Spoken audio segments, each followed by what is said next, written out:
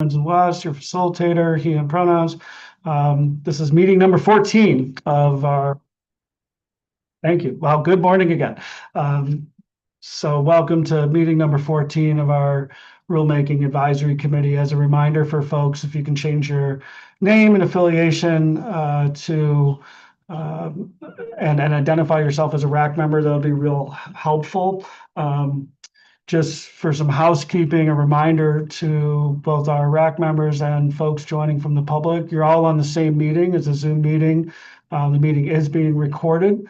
I will ask that RAC members, to the extent that you're able to do so, keep your cameras on. I will ask members of the public to keep your cameras off and stay muted throughout the meeting until and unless you're offering public comment.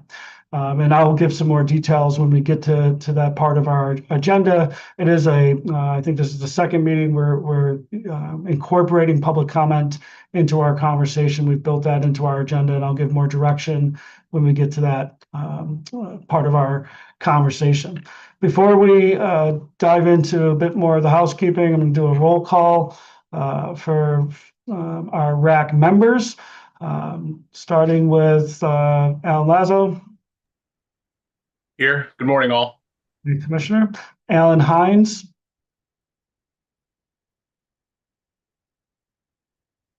Ann Kelly.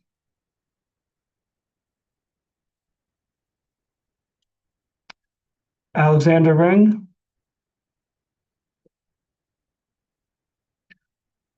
Benjamin Gurwitz.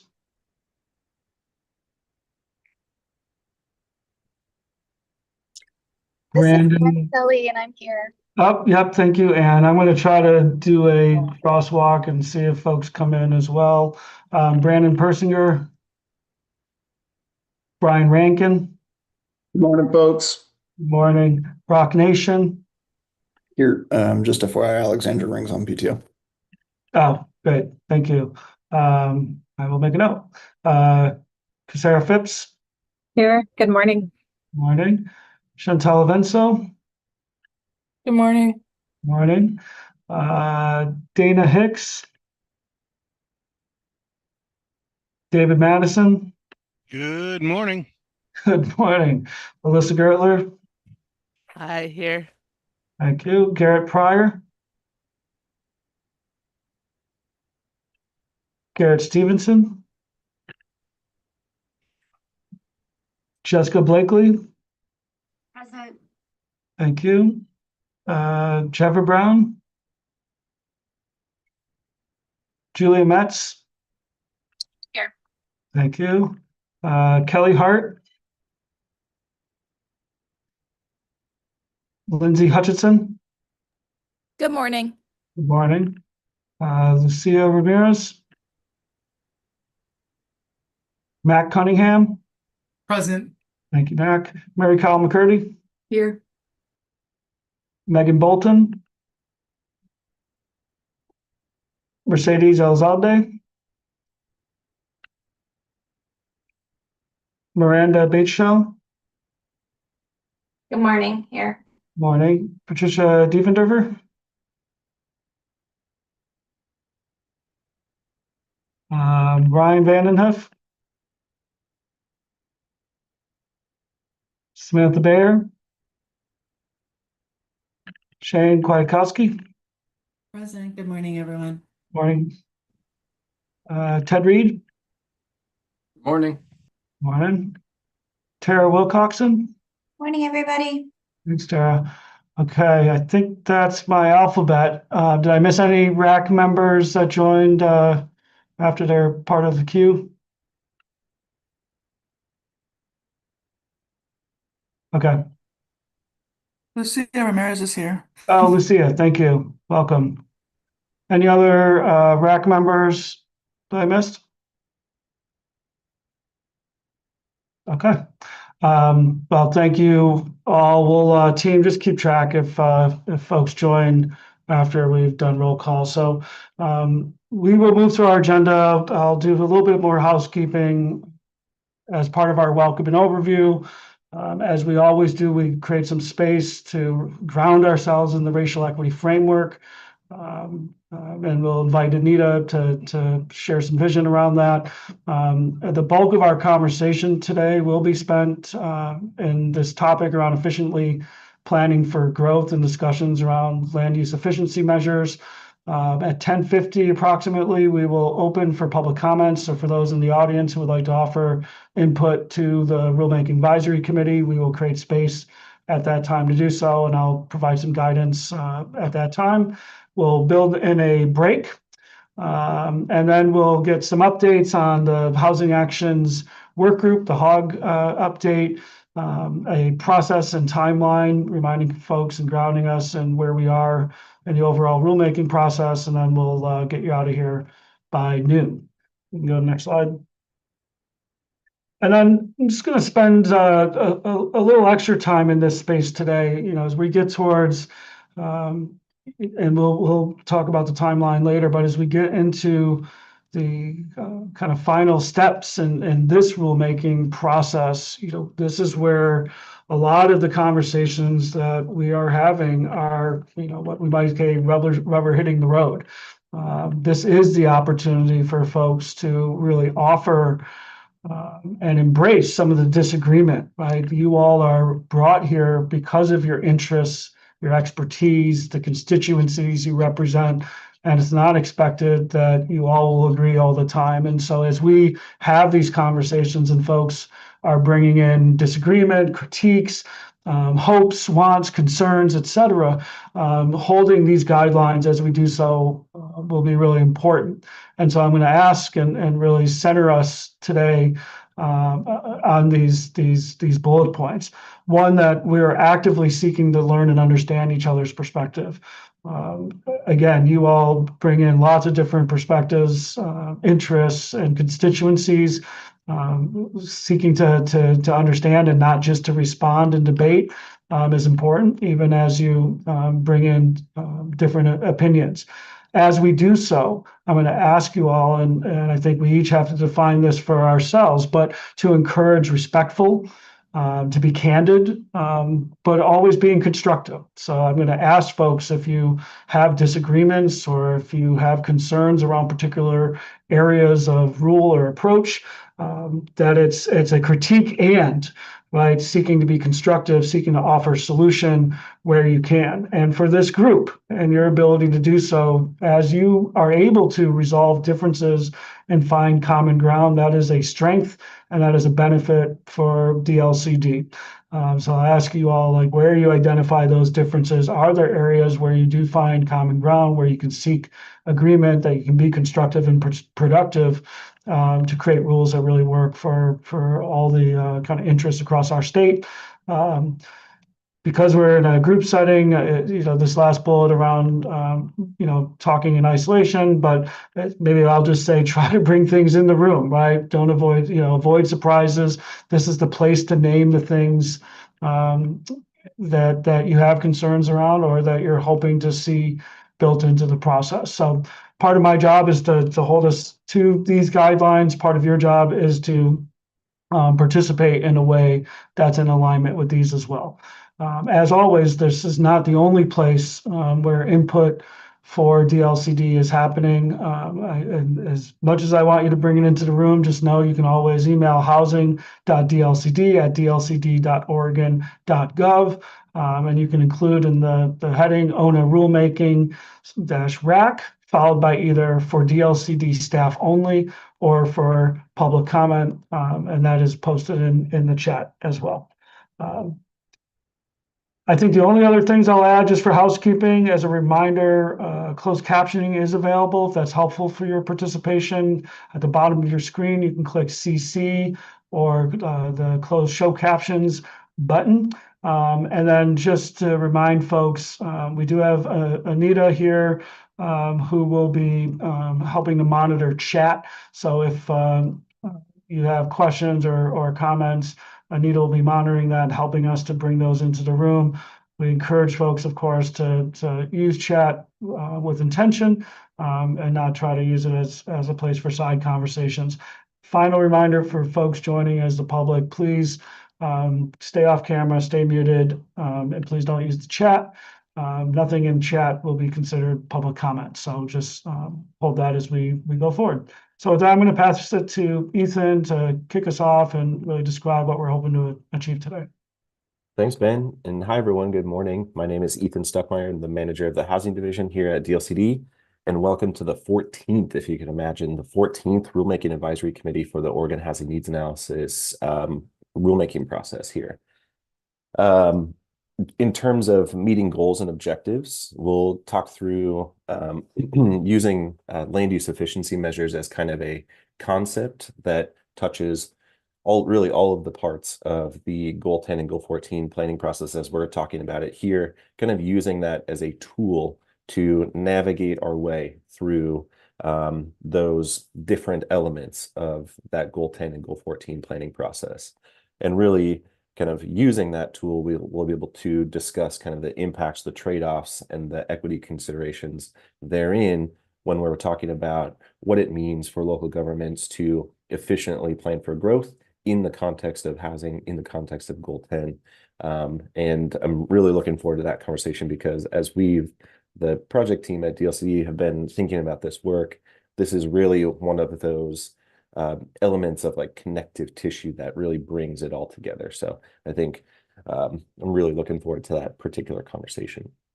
And then after a series of public comments, we'll come back together and a break, and we'll come back together and talk a little bit about the Senate Bill 1564 Residential Model Code and how that connects into the compliance pathways and other housing actions that the Housing Actions Work Group has been considering throughout the course of 2025.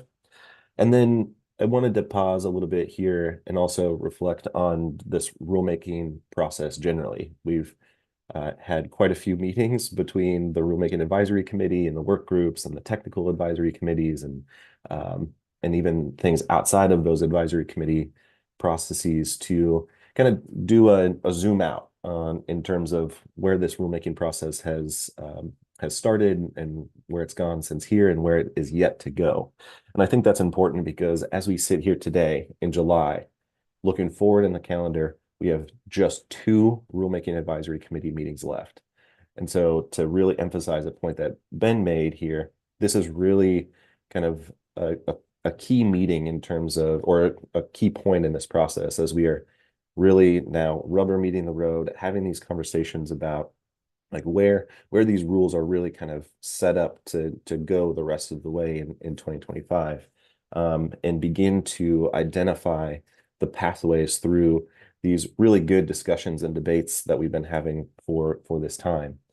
And I think part of what that really means is as we're having this meeting today and this discussion, I really want to kind of do this call for folks to really bring those productive and constructive, elements of feedback and input into the conversation today. Because when we come back as a rulemaking advisory committee meeting or a group in August, we'll be talking about, actual rule text.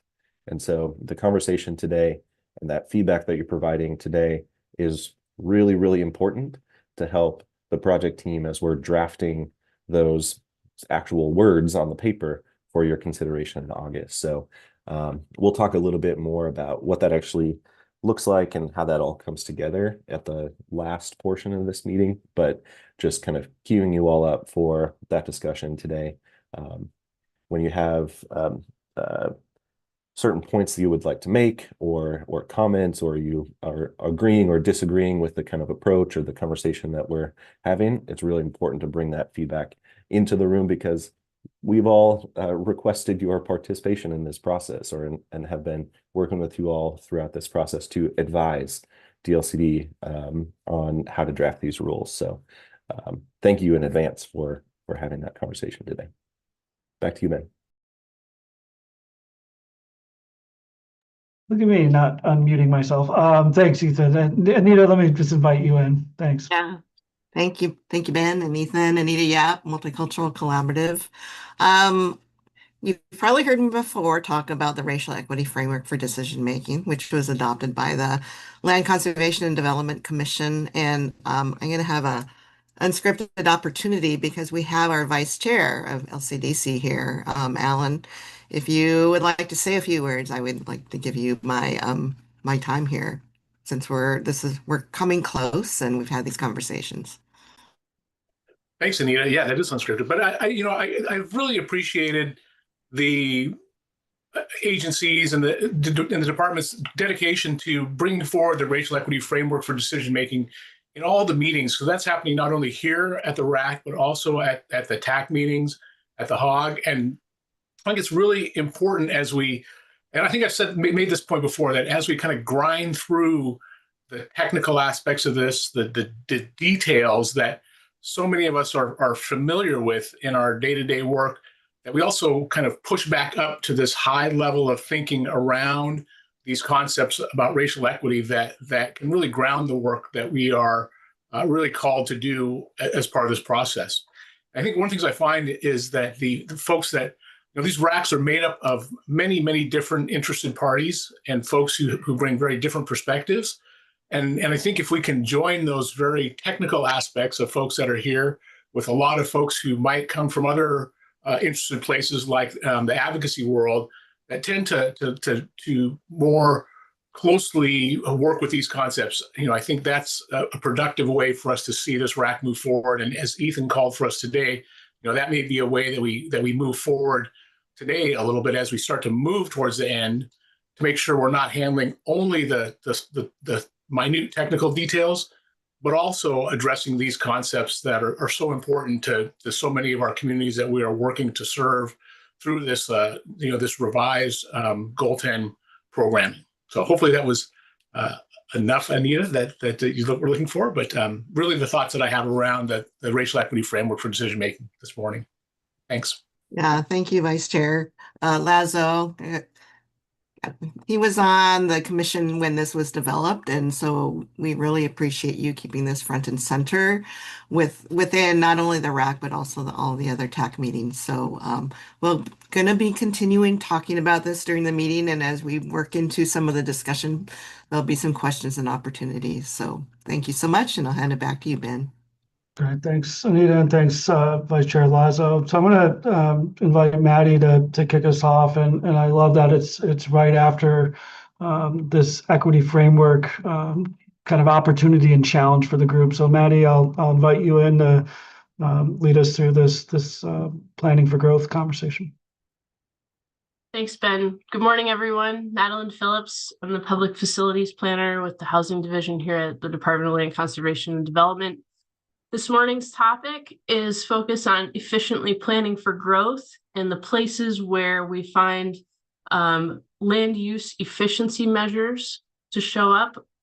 I'll start by giving a quick overview caveat that the urbanization team, the folks that have been working pretty deeply with the Capacity and Urbanization Technical Advisory Committee, put together the memo that you see, and we're trying to take we made every effort to bring you all some plain language material without losing the nugget of what we need to proceed with making rules, but we're flawed.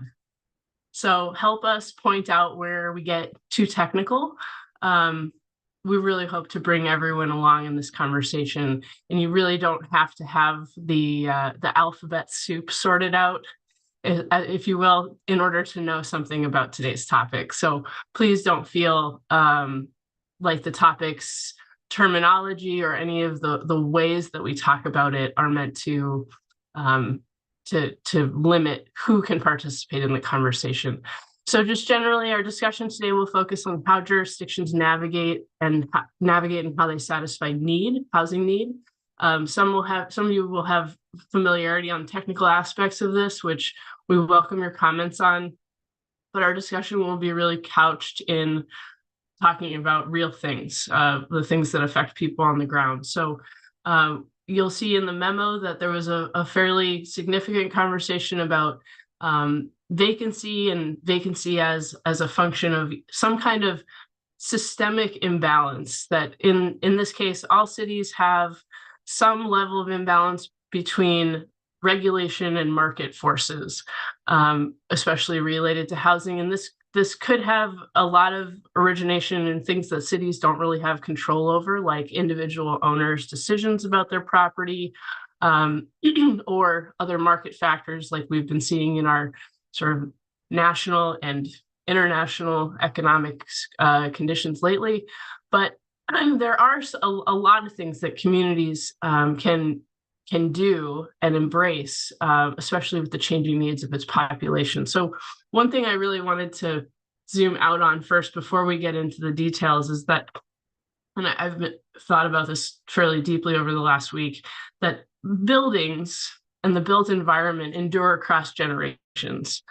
And while in the meantime, communities and people are constantly changing. So we live in the housing stock that we have in our communities, not because it's the housing stock that we have that we want. Sometimes it is, but sometimes it's not exactly the right fit for what our population needs. And one of the great things about the ONA program is that every 6 or 8 years, a community will go through some level of reflection. Through buildable land inventory work, through evaluation of what types of housing are available, and thinking very deeply in the context of a contextualized housing need as to what the community that is present today and will be present into the future will need, so that we start building towards a better balance of what we have and what we need. And in doing so, we have some Oregon laws and administrative rules that insist that every city reviews the way land is being used and consider ways to enhance its development capacity. So in doing so, the rules that we propose hope to mitigate for the trade-offs that come with expanding the urban footprint versus how that expansion might impact resource land immediately and into the future.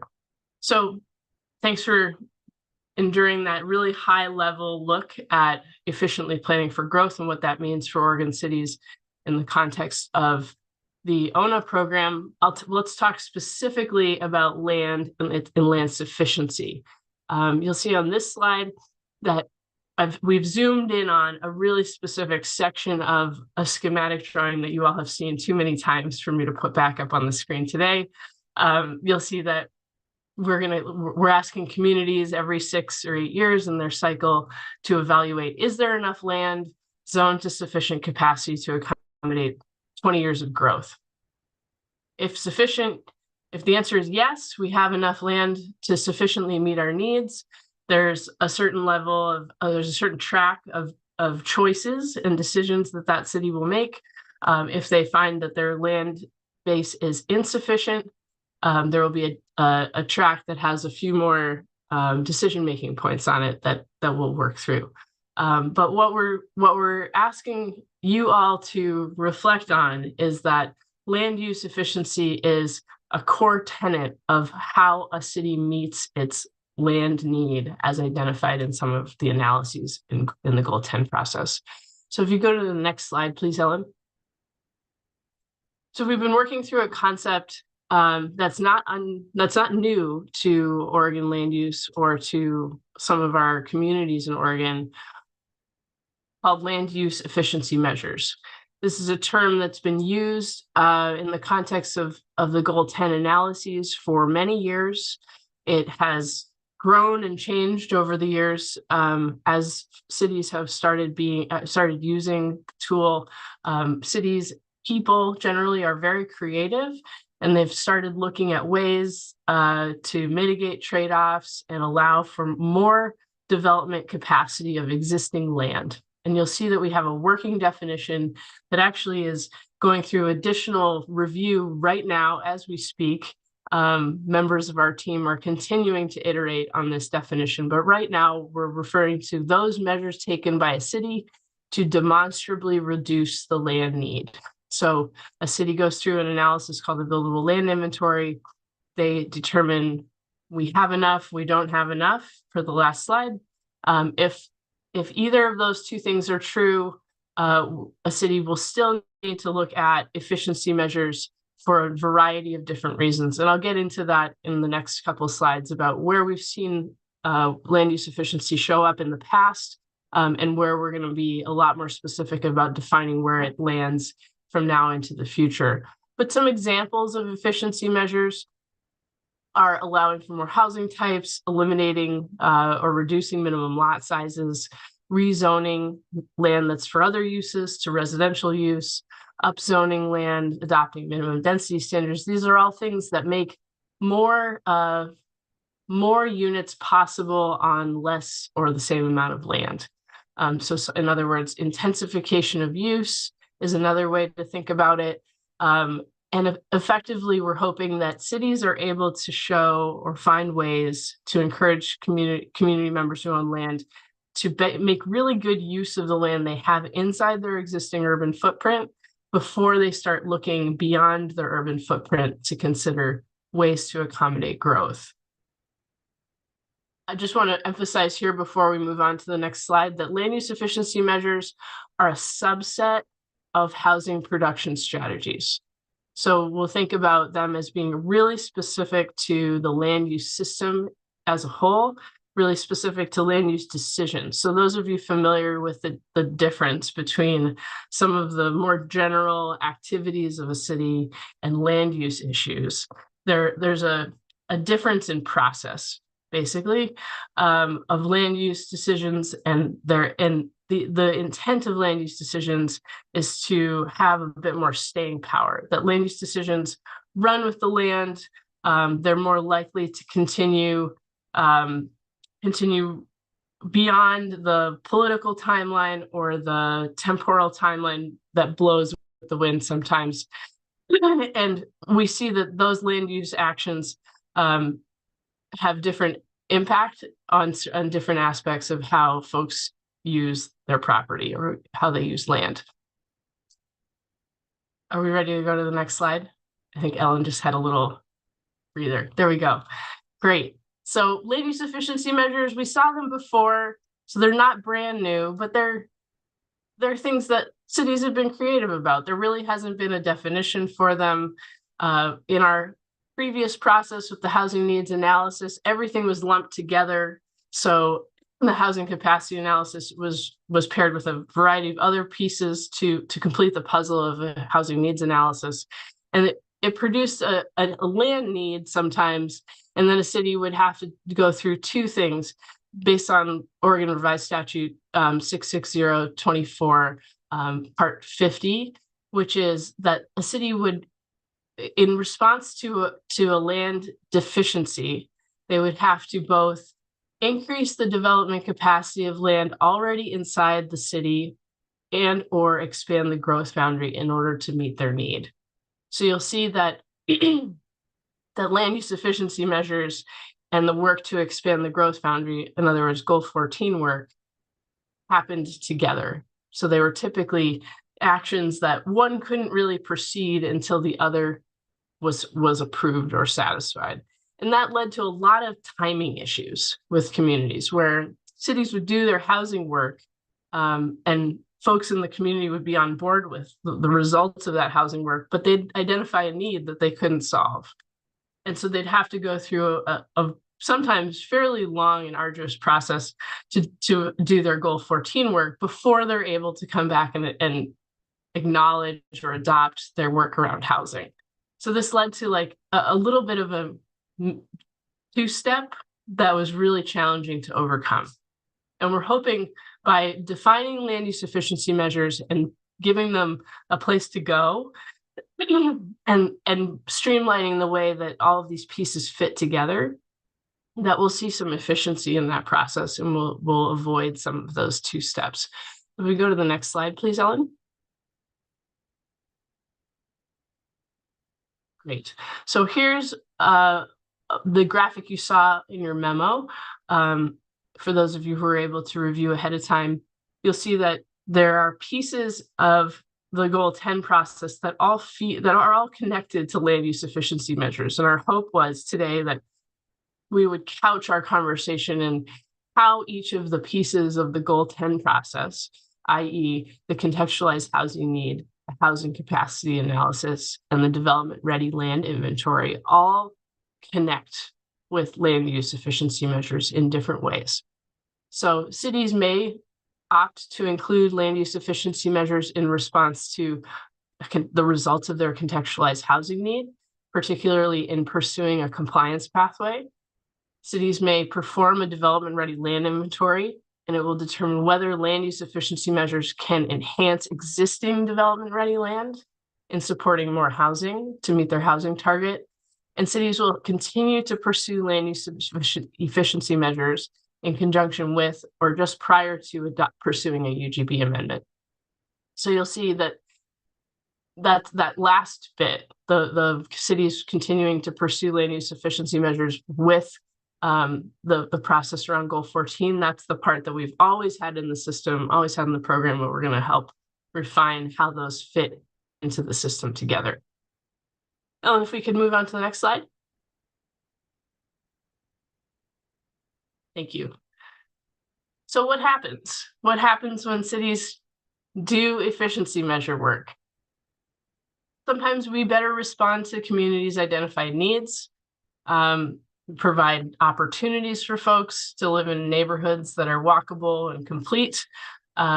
Importantly, and I may have not made it explicitly clear, but land use efficiency measures affect the math of how much land a city needs to meet its housing need.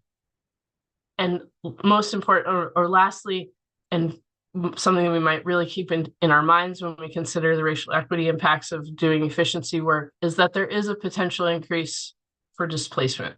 That when we do work around efficiency, sometimes that looks like zoning changes or changing the ways that land can be used. We sometimes increase the likelihood of development or redevelopment, displacing folks who are living in the places that we're doing work. So sometimes land use efficiency measures are easy. The land is vacant and new development can capitalize on the opportunity that more housing is available, or more housing can be built on these properties. We can really reach the right sized types of housing units with the right characteristics and amenities that folks are needing and wanting. And typically this means that those developments can happen inside the city or inside the existing urban footprint. But sometimes this is a huge, land use efficiency measures are a hugely challenging experience or effort, in that you're basically trying to overcome an existing development pattern in some cases. That there are neighborhoods that have been existing for a long time. Folks have gotten really comfortable with how that built environment works and functions. There's skepticism and the likelihood that things might have to change in order for those efficiency measures to really fruit or provide the benefit that they're intended to. And this is, again, getting back to this question or conversation around imbalance, exclusivity, cost of housing that we talked about early in the memo that you have, that many residents and decision makers are sometimes inclined to say, let's leave well enough alone.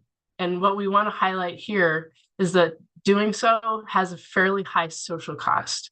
And we're really concerned with how communities will utilize land use efficiency measures so as to provide opportunities where they're needed, and also help communities come around to what are the ways that your community can best embrace better utilizing your existing urban footprint.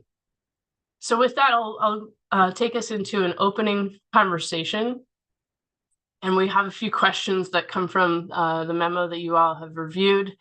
And we want to focus the conversation on where cities should invest or focus efficiency measures, and particularly for whom. How do we mitigate potential unintended consequences of land use efficiency measures? And wondering if you can share with us, are there equity considerations that we've missed? Are there ways that we can enhance our understanding of efficiency measures and how they'd function? And in doing so, we've had lots of, as we've mentioned earlier in this meeting already, we've had lots of conversations outside of this RAC meeting process and outside of our TACs with each and several of you. And I had a great conversation with a colleague and one of our RAC members, Shane, this Monday at the RAC drop-in session. And we talked a little bit about the dichotomy or the difference between two different two different actions that a city would take. One is a land use efficiency measure and one is not. And I'd invite you, Shane, to join the conversation here and get us started in our discussion, if you would. So thanks for joining us this morning and sharing that example. Okay, great. Hello, everyone. My name is Shane Kwiatkowski, pronouns she or they. I work with the LGBTQ Housing Collaborative in Multnomah County. Let's see. So when I was speaking with Celestina and Madeline, basically I felt like my brain was soup because I couldn't really genuinely understand the distinctions of a land use action and a loom and things that wouldn't be a loom that would support them. And so through their helpful conversation, I ended up finding an example that was helpful for me on a base level. So a loom, a land use efficiency measure, that would be an example of one, is for a city to allow ADUs, accessory dwelling units, say granny shacks, little granny apartment on a single family home lot in single family neighborhoods. That's a loom because it's affecting the math, because now there is more potential for more kinds of development and different kinds of usages on the land itself. That is a higher level decision. It doesn't necessarily mean that people are going to do that, but it means that the possibility is there, and that is an overarching decision that can be made to help that. An action that would then assist that loom, for example, would be, say there are people who are aging in place who don't have any friends or relatives to take care of them. Then one could say, oh, if you just need someone on site with you to be a friend, we have homeless people who have been able to establish themselves, get into a certain path in life. And so we would love to be able to place this person in the ADU to take advantage of that, to increase the to increase the access of that housing to that person, and to also be able then to enable some kind of social trade or social cohesion that helps enable that loom to make sense and have a context. That one was helpful for me, and I guess it just bubbled out of my consciousness, because when I consider the equity concerns, like when it says, are there any equity considerations missing, and how do we mitigate potential unintended consequences of them? I think my two primary concerns are a systemic level and then a downward stream effect for humans. The systemic interest that I had was, well, we need to definitely define looms, because if we do not know what we're talking about, then potentially cities and municipalities may not have an opportunity to know more efficiently different actions that they can take, which could be land use efficiency measures, which help reduce the overall land need by giving opportunities within the land that is already established for that city or municipality, and especially to not necessarily expand the urban growth boundary. On a systemic level, this also goes into what Maddie was suggesting, which is that we are building against past historical patterns of land use decision making and historical inequities. So then when this bridges to the downstream human effect, I can completely understand, say, there are developers who are very focused on the single family housing development pattern. And they decide that, hey, there's just not enough land within the space that we need. We really want the UGB growth to happen so that we can, essentially place these things and make it happen quickly. I have empathy for that, and I have gratitude for the developers who have the capacity and the will to build those buildings. However, we do know that single family zoning has been historically inequitable, and at the end of the day, it can be a very inefficient usage of land. So I think what was interesting for me on a systemic level is that looms provide accountability, opportunity, possibility, collaboration. There are specific actions which change the math, which can not only assess the needs appropriately of a future populace, but it can basically, if you have a piece of pie and you're leaving one slice of pie on the table and then it's collecting flies and then no one ate the pie, that's just not a good usage of our food resources. So if you cut the pie differently, so more people can have access to the same level of pie, and we're not leaving any pie on the table, the metaphor meaning we're not leaving any land on the table that could be used to house our fellow community members and future citizens, right? And so that's a systemic thing. And then when it comes downstream, I really, really think, just on a housing advocate, someone who has experienced housing insecurity and homelessness, and someone who is currently experiencing the same, the more that land use efficiency measures are happening, it expresses goodwill to everyone within the community, because it shows you are trying to use every part of your brain power and using your noodle to make certain that choices happen, which increase opportunities for your community while efficiently using the resources we have. And we know for a wide variety of reasons, politically and economically in the future, costs of land and resources will increase. So if we have more efficiency, it shows goodwill to the citizens because we're using our resources appropriately. It shows a gentle challenge, but a possibility for collaboration with developers who may be oriented to a more historical pattern of development. And now they're trying to be pushed into let's collaborate, make something different. And yeah, and then just on a personal level, if there ends up being more units and a more variety of units that are more efficiently used, then there's more of a possibility I will be able to have some place to stay stably and not just be hopping around as if my life is made of lily pads. So I hope, Maddie, that was good. Is that what we were talking about? I see a thumbs up and thank you, Shane. I mean, it's really helpful. I mean, I think you did a really wonderful job of both using story and metaphor, but also a really concrete example that reflects on the questions that were put here, as well as really, I think, eloquently demonstrating the way that kind of considerations around the equity framework can be embedded in this discussion. So with that as a foundation and a jumping off point, I do want to open it up to others. We have kind of 3 questions. We can throw those in the chat. Where should cities focus investments and for whom? I think Shane gave us a really good example of kind of how you might be thinking about efficiency measures and the way that they can benefit specific populations, unintended consequences, and then other considerations that are either missing or that you want to raise. So I'll just open it up for comments and discussion. Yeah, David. So I think coming from a very small community of under 2,000 population here at Bay City, I think as we are adopting all the middle housing codes and things like that to really create this efficient use of land and better uses of land and utilization for this increase in population, I think we're facing a lot of fear, a lot of concern from the residents that their community isn't going to be the same anymore. And how I relate to this in some ways is, if you remember, going through all this change in college and all, learning about all these new things and everything's changing, and you're coming home to your parents' house and it's that static place where nothing has changed yet and you can feel safe and secure there and kind of rejuvenate yourself and then go back into the wild and crazy world of all this craziness. And so my question would be, and I think we may need at this level, we may need some assistance in really inviting in the community and really letting those know who are very resistant to it. Thanks. So if David, if I hear you, that might be one of the ways to mitigate an unintended consequences is with a deeper level of engagement of community. How could you do this in a way that both kind of meets the need and the kind of future vision while also acknowledging that folks have some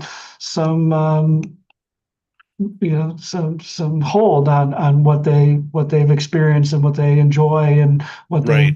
they And knowing that they can still be safe in these changes. And I think that's the big thing, because I think a lot of people see, oh my gosh, I'm going to have 3, a triplex in front of me with the size of the lot that's there right now. And yet right now it's all single family homes around the area. So, Yeah. and it's been that way for the past 30 years. And so something like that. So thanks. Yeah, thanks. I appreciate you naming that, Mary Kyle. Thanks. I really appreciate David's comments, and I think they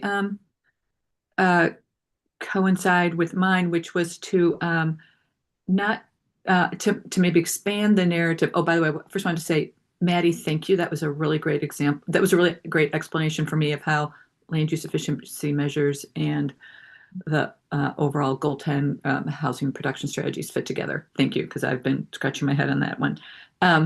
But I think that that we should, for the reasons David mentioned, but for other reasons too, talk about the benefits of the efficiency measures also, not just the unintended consequences that have to be mitigated. And some that occur to me that are beyond just like the math are there's plenty of data showing that using land more efficiently, as we've described, also increases energy efficiency, whether it's the buildings themselves, closer attached buildings being more energy efficient, and also vehicle miles traveled are reduced.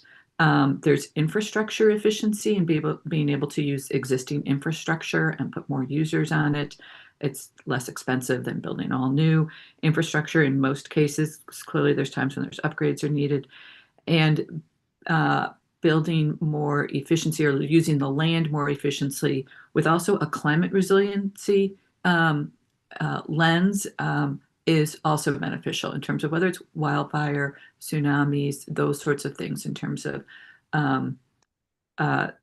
so building that with climate resiliency. So I just think I would expand on the benefits that come with using land more efficiently, in addition to the unintended consequences, which there can be. And maybe that helps for folks to understand the pros as well as what they fear. Thank you. Thanks, Thanks, Mary Kyle. Kyle. And I know that's not a specific question that was asked, but it might be a jumping off point for others as well. Like, what are some of those other benefits as well as the unintended consequences? Let's go Brock, then Tara. Yeah, as far as unintended consequences, I'll try to use a metaphor of a recent example. So we had the one big mega cluster, whatever, that passed the federal legislature, right? On the budget side, right, when the tax plan initially went in 2017, right, they kind of deferred this. They were like, hey, we're going to figure out the budget implications of all of this, if we end up renewing it. And then this time when they brought it back forward, they were like, oh, no, there are no budget implications because it's already been in place. So we're just continuing with the status quo. So that means that there is a large portion there of something that was supposed to be accounted for that wasn't. As it relates to land use efficiency measures, it's similar from the standpoint of, okay, it's good that we have these land use efficiency measures and that we can use our land more efficiency. But if we're doing it in a way where we're not calibrating it to the consequences, in this case being, does it meet market realities, right? Are we, pushing something or requiring something that is above what, our producers, our developers, our builders are able to create? Now we've run into a problem, right? And I know this is not a new comment, and a lot of people have brought this up before, right? But I think the metaphor that Cody Meyer used during the LCDC meeting a couple weeks ago is really apt. If you're on a bike and you're leaning too far one way, eventually it starts to hurt. And if you lean too far in the direction of efficiency and don't take into account market reality as you're doing that, that's going to come at a cost. Additionally, they did mention that a climate component was going to be added into the rules here, or was at least being developed. And I guess just as a broader question, are we going to see that before it's included in the rule packet, or is that something that we're not going to have the chance to weigh in on prior to the rules that we get in August? Do you want to, Ethan, jump in? We'll pause for the response. Sure, I will invite, I think, Thea in here too. Hopefully you can help shed some light on this. So in terms of I'm curious, Brock, if you are talking about one of the things in consideration for the housing production strategy action menu is adding a filter of sorts or identifying particular actions that do have a climate nexus. And I'm wondering if that's what you're talking about. What I was referring to was I think it was Cody, not Matt, that made the comment during the LCDC meeting, but that there were conversations either with DEQ or I think with DEQ about how to add a climate resilience component to the HPS. If it is just having one of those kind of filters on the menu of actions, that's one thing. But if it's going to be like new rule language, I think that's something else. I think it is the former, but Thea might be able to help. Yeah, Thea. Thea, I can't hear you. I can't hear you actually.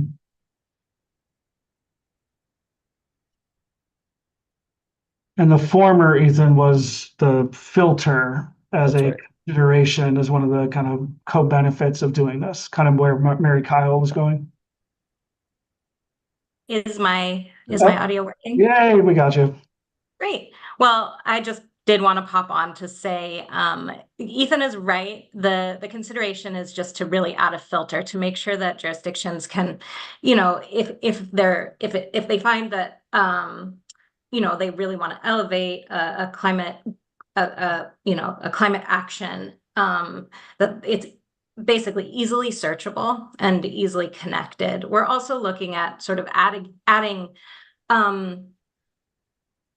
something like a way to look at mitigating factors and companion actions. So if you choose one action that might have some downstream effects, it's pretty easy to find another action that you can pair with it to mitigate or or strengthen that action. So essentially, no new rule language there, Brock, but trying to make the functionality of the menu a little bit more precise and a little bit more dialed in.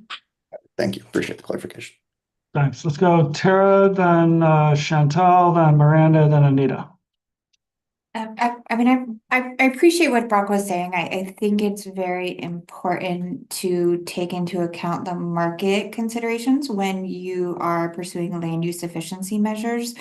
Because I do think if you don't know your local developers, what has been happening locally, you run the risk of putting in place measures that actually aren't as efficient, right? Or aren't as realistic. So I think having a connection to your local developers and having those conversations is important. So you're doing something that actually makes sense for your jurisdictions. Different things are going to make sense for different jurisdictions because we have different development patterns and different local developers. I also did want to just add on to what David was saying. I mean, I think whether you're a larger or smaller jurisdiction, one of the consequences of pursuing land use efficiency measures is community pushback or community fear.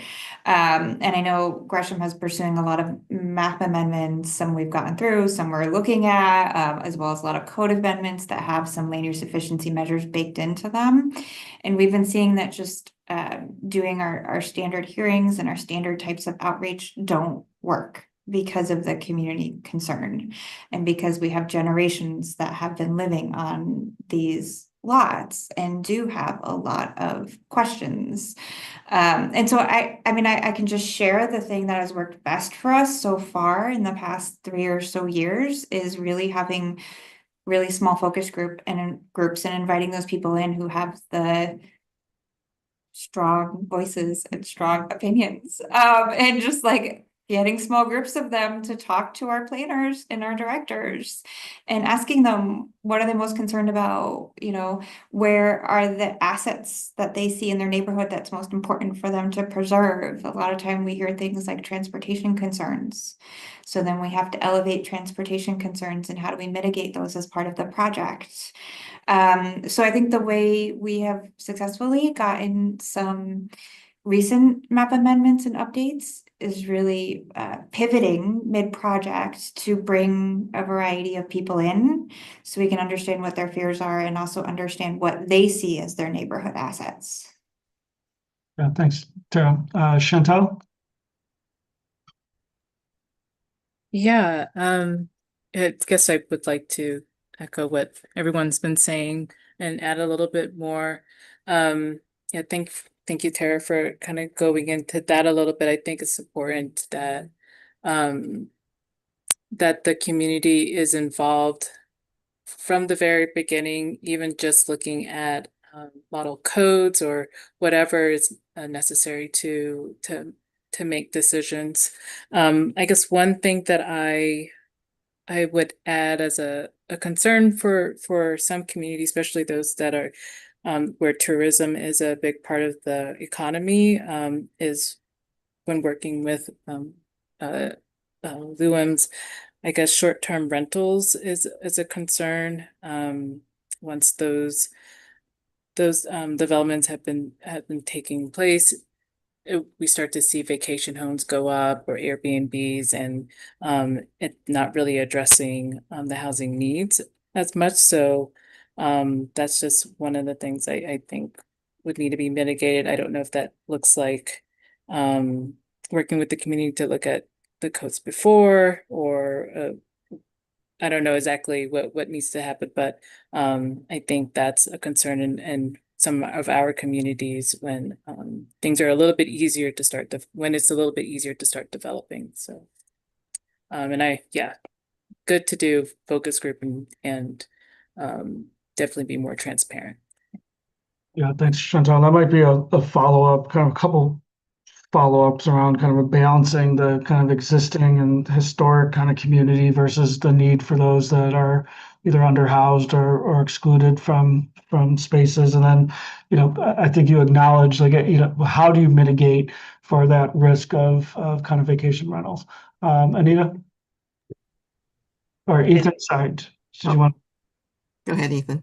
Thanks, Anita. I apologize. I think I just want to kind of jump in here because I think both Tara and Chantal were kind of, and others were all highlighting the importance of like grounding the decisions in some like local context, decisions around land use efficiency measures in some like local context. And I wanted to just kind of emphasize that the rules that this group worked on in 2024 do establish that kind of like more contextual look through the contextualized housing need elements portion of this work. And so before you get to decision making around a land use efficiency measure and which ones and how you're going to nuance it and all the considerations that you're making therein, there's that process of a city taking its housing production target and needed housing allocation, grounding that in their local context, having conversations with both builders and folks who are going to be living in that housing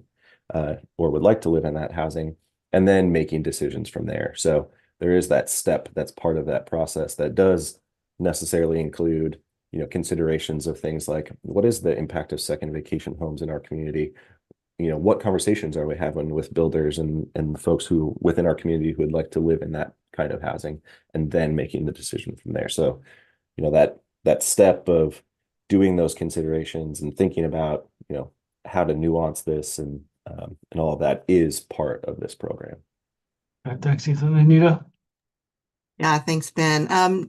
I think just a comment too about what Mary Kyle and David said about what are the benefits and how do we work with communities, and just thinking about suggestions, specifically from an equity standpoint. Maybe some of these places have folks that may want to age in place. And so how can they use what they have now in their single family home on maybe a large lot or a medium-sized lot to do that?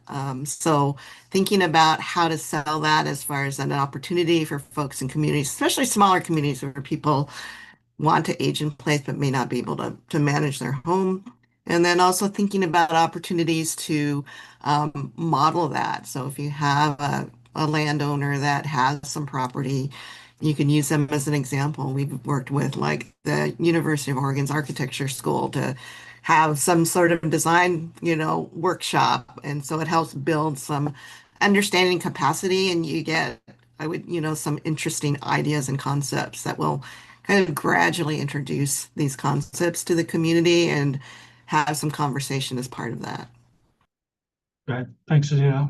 Well, I think Brock, you went up and down, but let's go Brian, Alyssa, and then we'll come back to you, Brock. Good discussion. I find myself agreeing with everyone, which is strange. How are we all agreeing about all this? So, I mean, first of all, the definition was thrown up there on the screen about efficiency measures and their purpose to demonstrably reduce the need for UGB expansion. That phrase and that standard is incredibly subjective. Is it 3%? Is it 5%? Is it 10%? Right? And so I just want to share that when a city does a big set of changes, and those changes, like where should cities focus? They tend to focus on global changes to all the zoning codes that allow, say, ADUs that were mentioned before. Middle housing's already essentially allowed in all single unit detached zones. So that's as a result of state law, great change in state law. They're the global things, and then they're the site specific things. We're going to upzone an area that allows this, and we're going to allow it to do something else like vertical mixed use, where prior you can only do commercial. So you have to do a set of both, but I just want to share the legal standard is very subjective. Parties who get interested and involved in these large legislative changes will fight through the legal process to make a city more efficient. You didn't prove enough efficiency, or you prove too much efficiency and you need to expand the UGB. That is one major issue that is in common across all of these. No matter what a city does, typically you're going to run into opposition because the legal standard itself of demonstrably increasing that efficiency is so subjective. And I agree with all that. Yes, efficiency measures they're beneficial to climate. They can produce more housing, diversity, supply, access. But it's very hard to prove. And so this is what I'm getting at. The legal standard is so hard to meet. And there's a real upside and downside either way you go.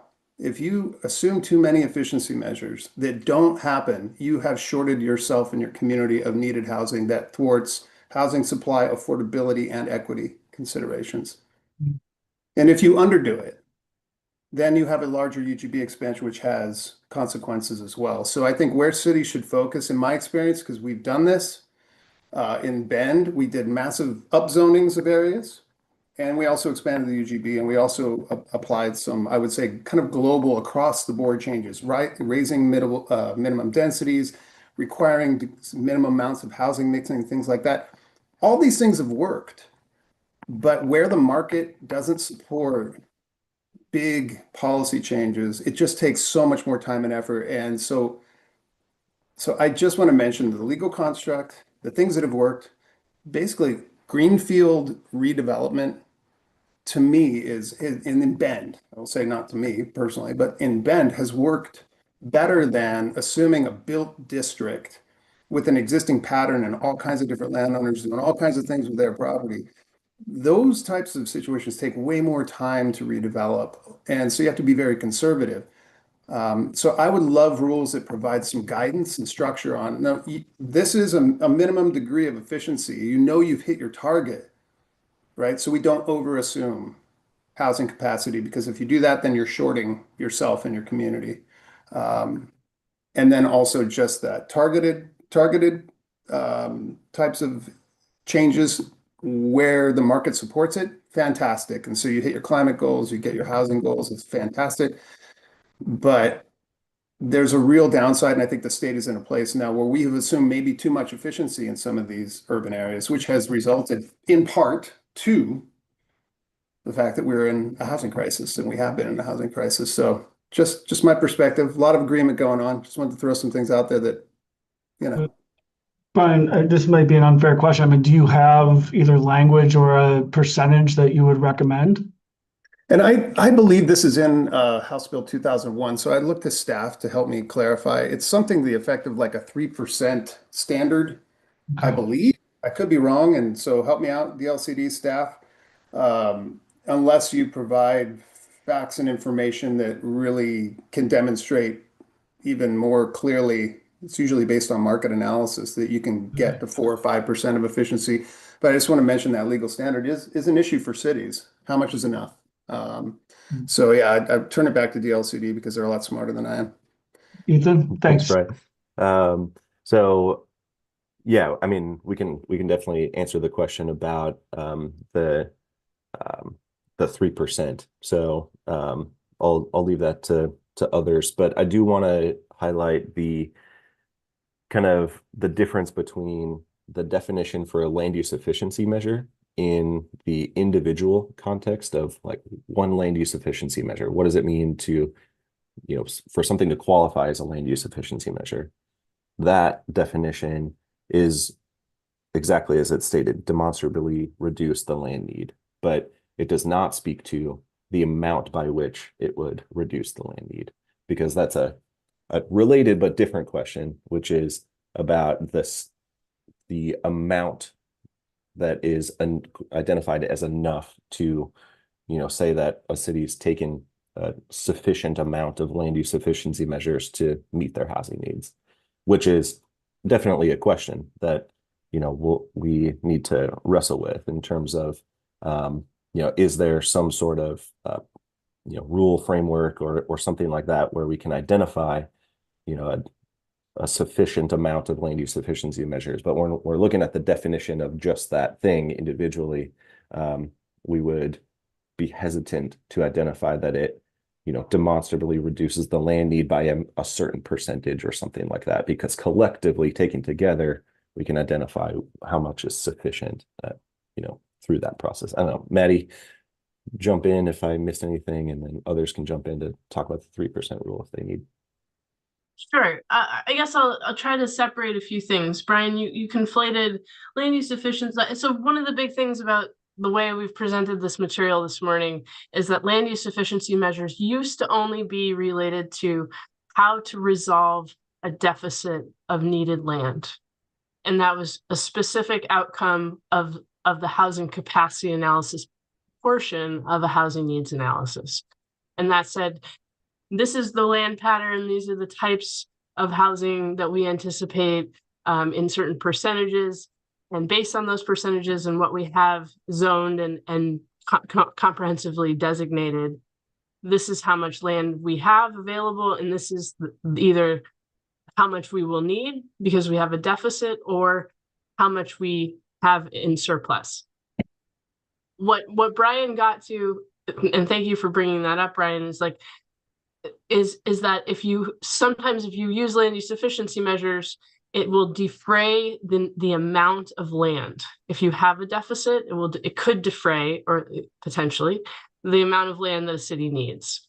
What we're trying to highlight here is that in the ONA program, with some of the reformed pieces of that housing needs analysis now taken apart, contextualized housing need, and a number of other things, what's critical is that cities, regardless of their land need, will be taking land use efficiency measures. So those are actions and tools that a city can use almost immediately within the parameters of a land use decision, of course, to effectuate changes to capacity of existing urban land. And what's critical about that is that we'll see cities that don't have a land need pursue land use efficiency measures for other reasons. And they might do that because it's part of the compliance pathway for the contextualized housing need. And there are certain types of housing or characteristics of housing or locations of housing that are needed in a community, regardless of whether or not there's enough land in the UGB. So that's a really critical distinction, and a place where land use efficiency measures are now going to take on a lot, in my estimation, a much larger role in the work that we do with our communities. I think in a positive way. Others might have different perspective on that. What is true, though, and what was alluded to, just to give you all just to park that 3% conversation, when cities take an efficiency measure, they may not have data to back up how that efficiency measure will perform. And so the legislature put in, and there's a very robust decision-making process around arriving at that number, that if you don't know what the answer is to that question, how much impact that efficiency measure will have, you assume 3%. Until you have enough data, until you can show that that number is different, we assume 3%. But without getting into the nitty-gritty weeds on that concept, just basically that a city may not know how much impact an efficiency measure will have. And so we have a kind of like a safe harbor opportunity in that respect. Thanks, Ben.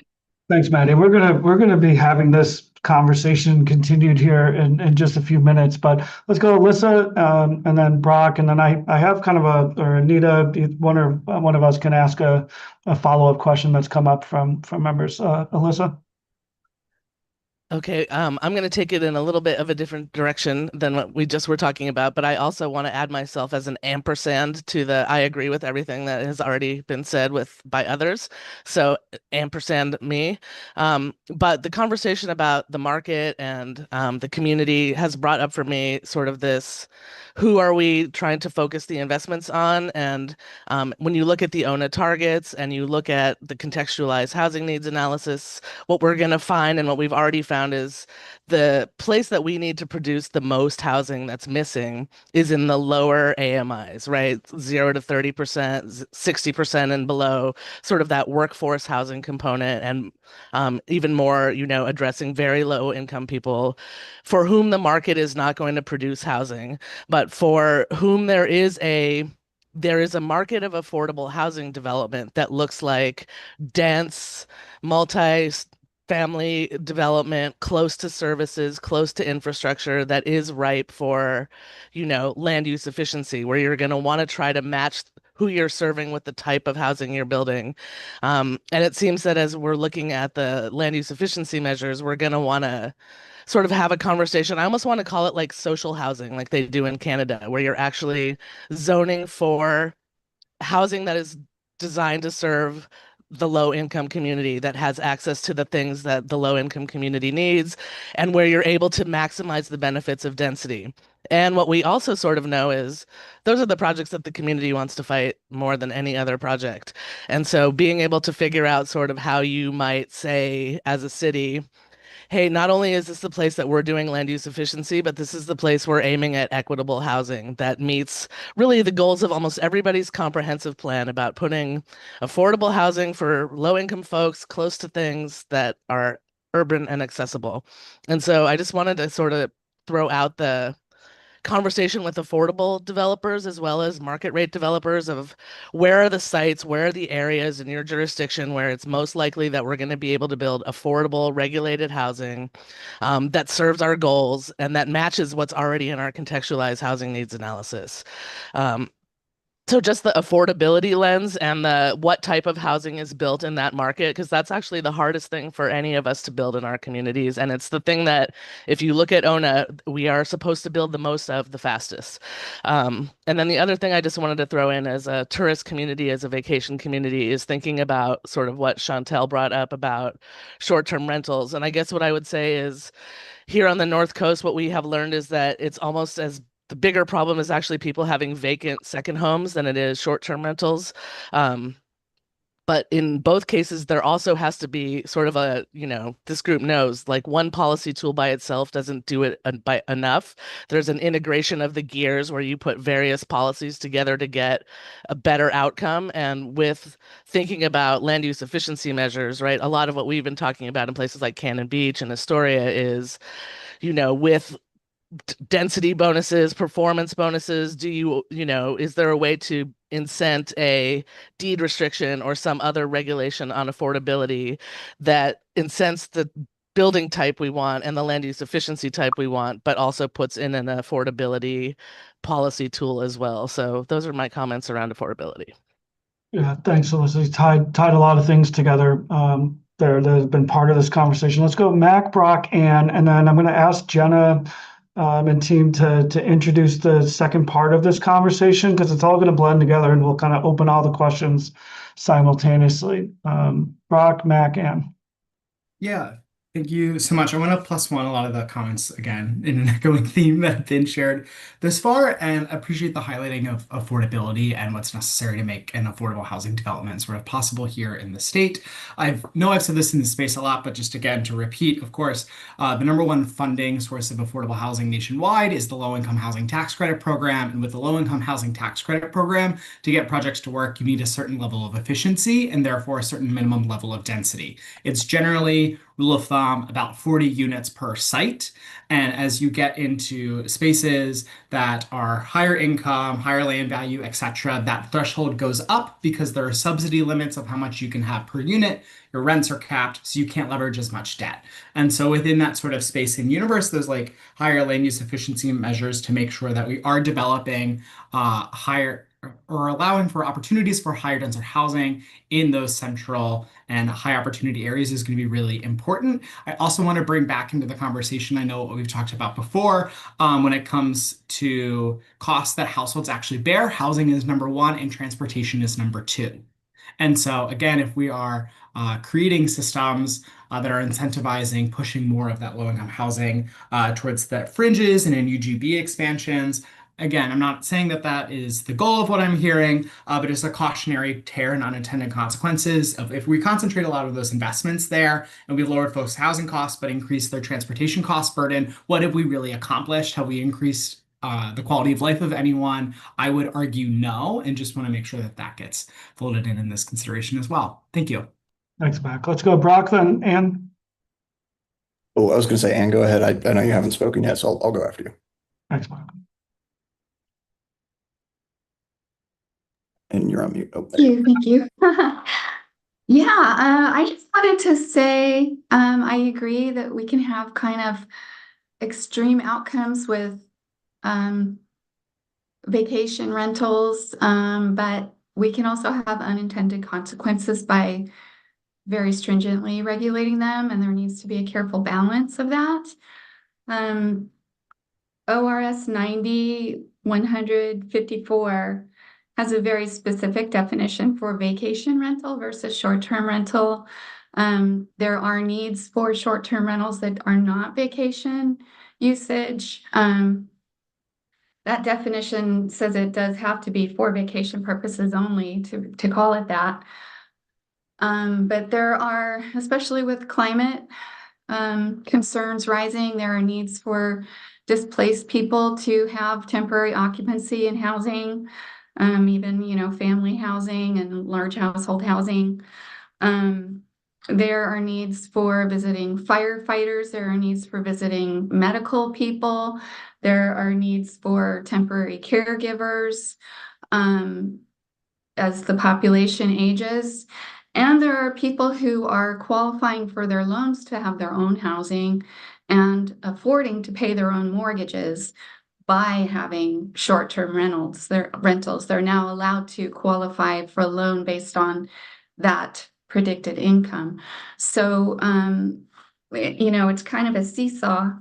And I think we should be careful not to mix all short-term rentals with the perception of vacation rentals, and also understand that is how some people remain housed. Yeah, thanks for naming that. And so let's go Brock, and then I'll invite you in, Jenna. And then Brock, just because you brought it up earlier around kind of what the market will supply. I know we had a question in the chat, so if you could also maybe give some specific examples of what that looks like, that'd be really helpful. Jump in, Brock. Oh, yeah. Well, I guess first, Maddie, really appreciate your comment in response to Brian. The question that I had was whether or not the demonstrated 20% increase in capacity meant that you had met the demonstration for the ORS 1978270. I guess as a follow-up to that, the other option is that either you can prove that it happened in your city or within the region. So for example, for a city that take the smallest qualifying city in Metro, right? Does that mean that if Portland proper has done it, that they then would assume that 20% increase, right? Like, let's say that somehow happened in Portland, right? It was overnight, immediately wave one, they increased their capacity 20% with this action or these series of actions.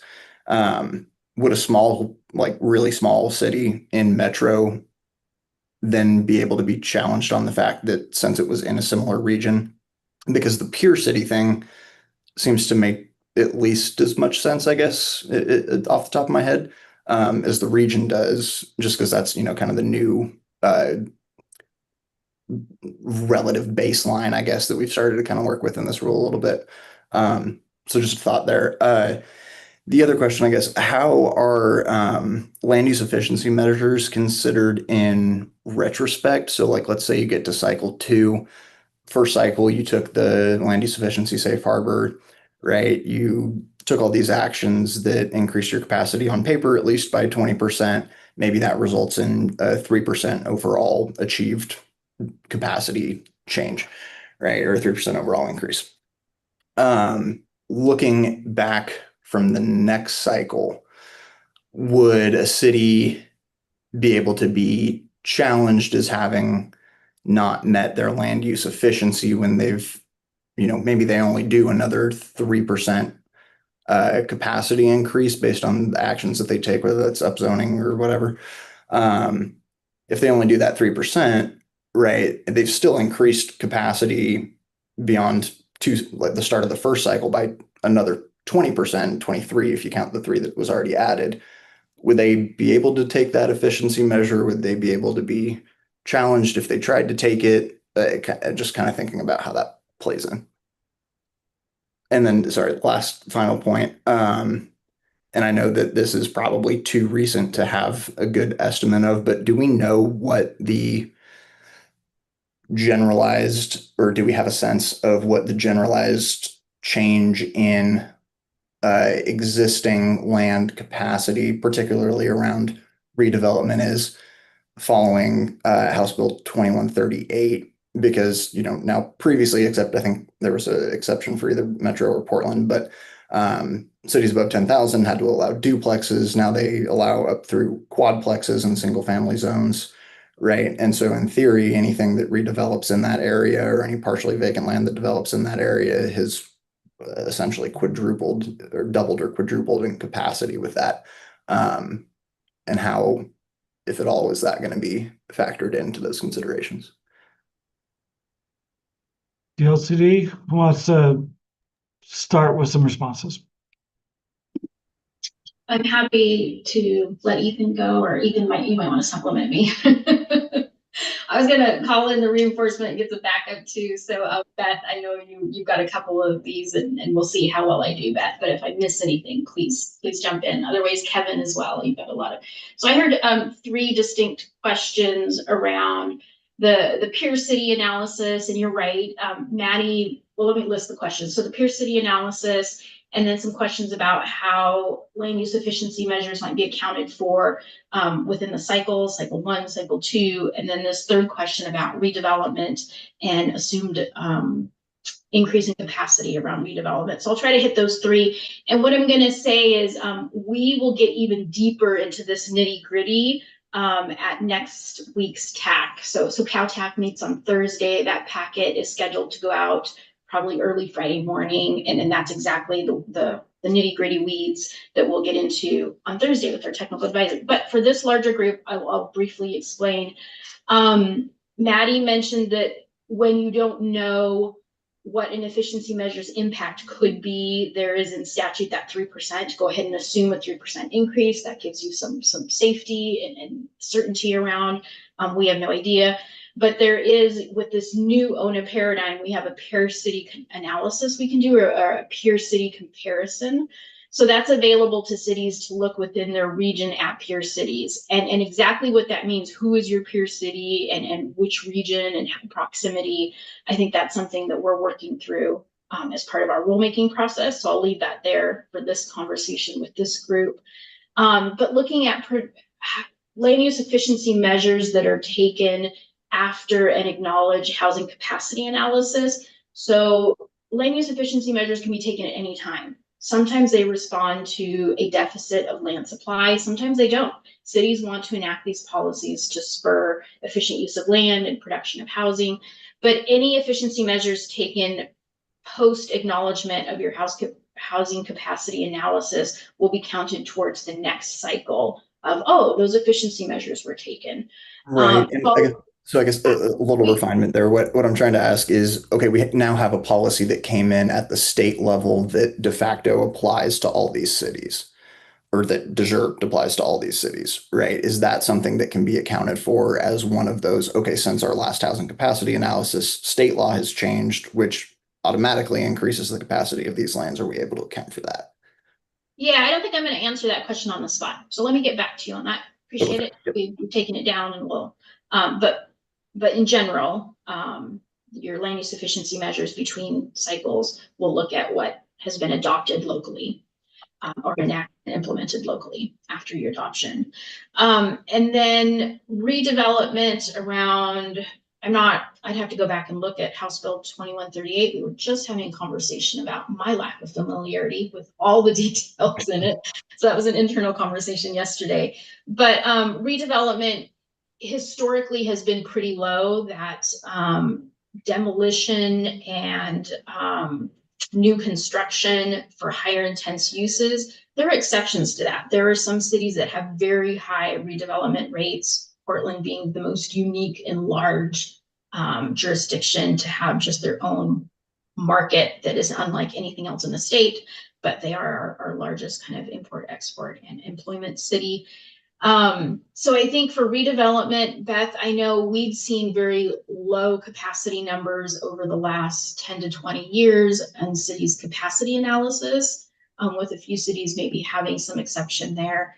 And then we will look how new legislation, including House Bill 2138, might impact that analysis moving forward. But Beth, any other thoughts about capacity assumptions on redevelopment or comparison with peer cities on your efficiency measures and what you can assume?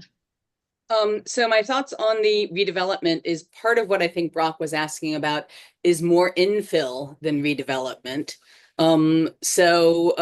That should be at least partially in your calculations and your analysis already, especially once we get past this first cycle where you can actually see the impact of these new rules, these new statutes on your density. What it's going to do initially, I think, is we'll probably live with the 3% piece until we have rebuttable, evidence. On the peer cities, that is an interesting one, just because I know how hard it can be to get information about other cities to bring into your HCA. And so I have thoughts on that, about how that could be a little bit easier. But those thoughts aren't for this meeting right here. Yeah, and what I was going to say is I think like obviously the cities could reference, like a very small city in metro could reference Portland. If they didn't reference Portland because they say, okay, that's not, apples to apples, right? But since they are in the same region, if they then chose to expand because they didn't think the efficiency measures that they put in place, that Portland also put in place, would have a similar effect in both areas, could a city then be challenged on a UGB expansion for needed residential land because they didn't rely on the actualized data coming from Portland because they're also in the metro area in that same region? Yes, so I'm going to ask, so Beth and Karen and Brock, if you all could take, it sounds like this will be. I'll discuss it next week. But getting into the depths, but no, thanks for bringing it in. And I'll just ask you all to maybe follow up offline and through the TAC. And it sounds like this conversation will weave itself back into our RAC discussions in the future. Jenna, I do want to invite you in because we do have kind of a second part of this conversation, even though we've kind of previewed some of this, but if you could, Jenna, kick us off with the trade-off discussion, we'll go back into conversation and then we'll have kind of more open discussion. Yeah, happy to. Jenna Hughes, Housing and Growth Management Analyst with DLCD. And yeah, we touched on a lot of these points in our, so this is sort of a continuation of the conversation and maybe delving a little bit deeper into some of the trade-offs that I've been hearing from you all, in addition to the equity considerations, of course. As Maddie mentioned, and as some of you have named, that while the concept of efficiency measures isn't new per se, we've never actually defined them before. And so here we are trying to define them in order to create more clarity for cities and local governments. But some of the trade-offs are this does narrow, by defining land use efficiency measure, this does narrow the possibilities of what can be counted as a land use efficiency measure. For example, in the past, some cities might have included actions like streamlining the permitting process as an efficiency measure. And while that can be absolutely a great action that can have a positive impact on housing development, it's really more of an HPS action as opposed to an action that really directly affects the land need in a quantifiable way. But by limiting that in the definition, that does limit some flexibility for cities. So that's a key trade-off. But on the other hand, leaving it undefined can also open up appeal risk and legal risk. Brian, I know you mentioned that in your comments. So that's kind of a key policy question that we've been grappling with.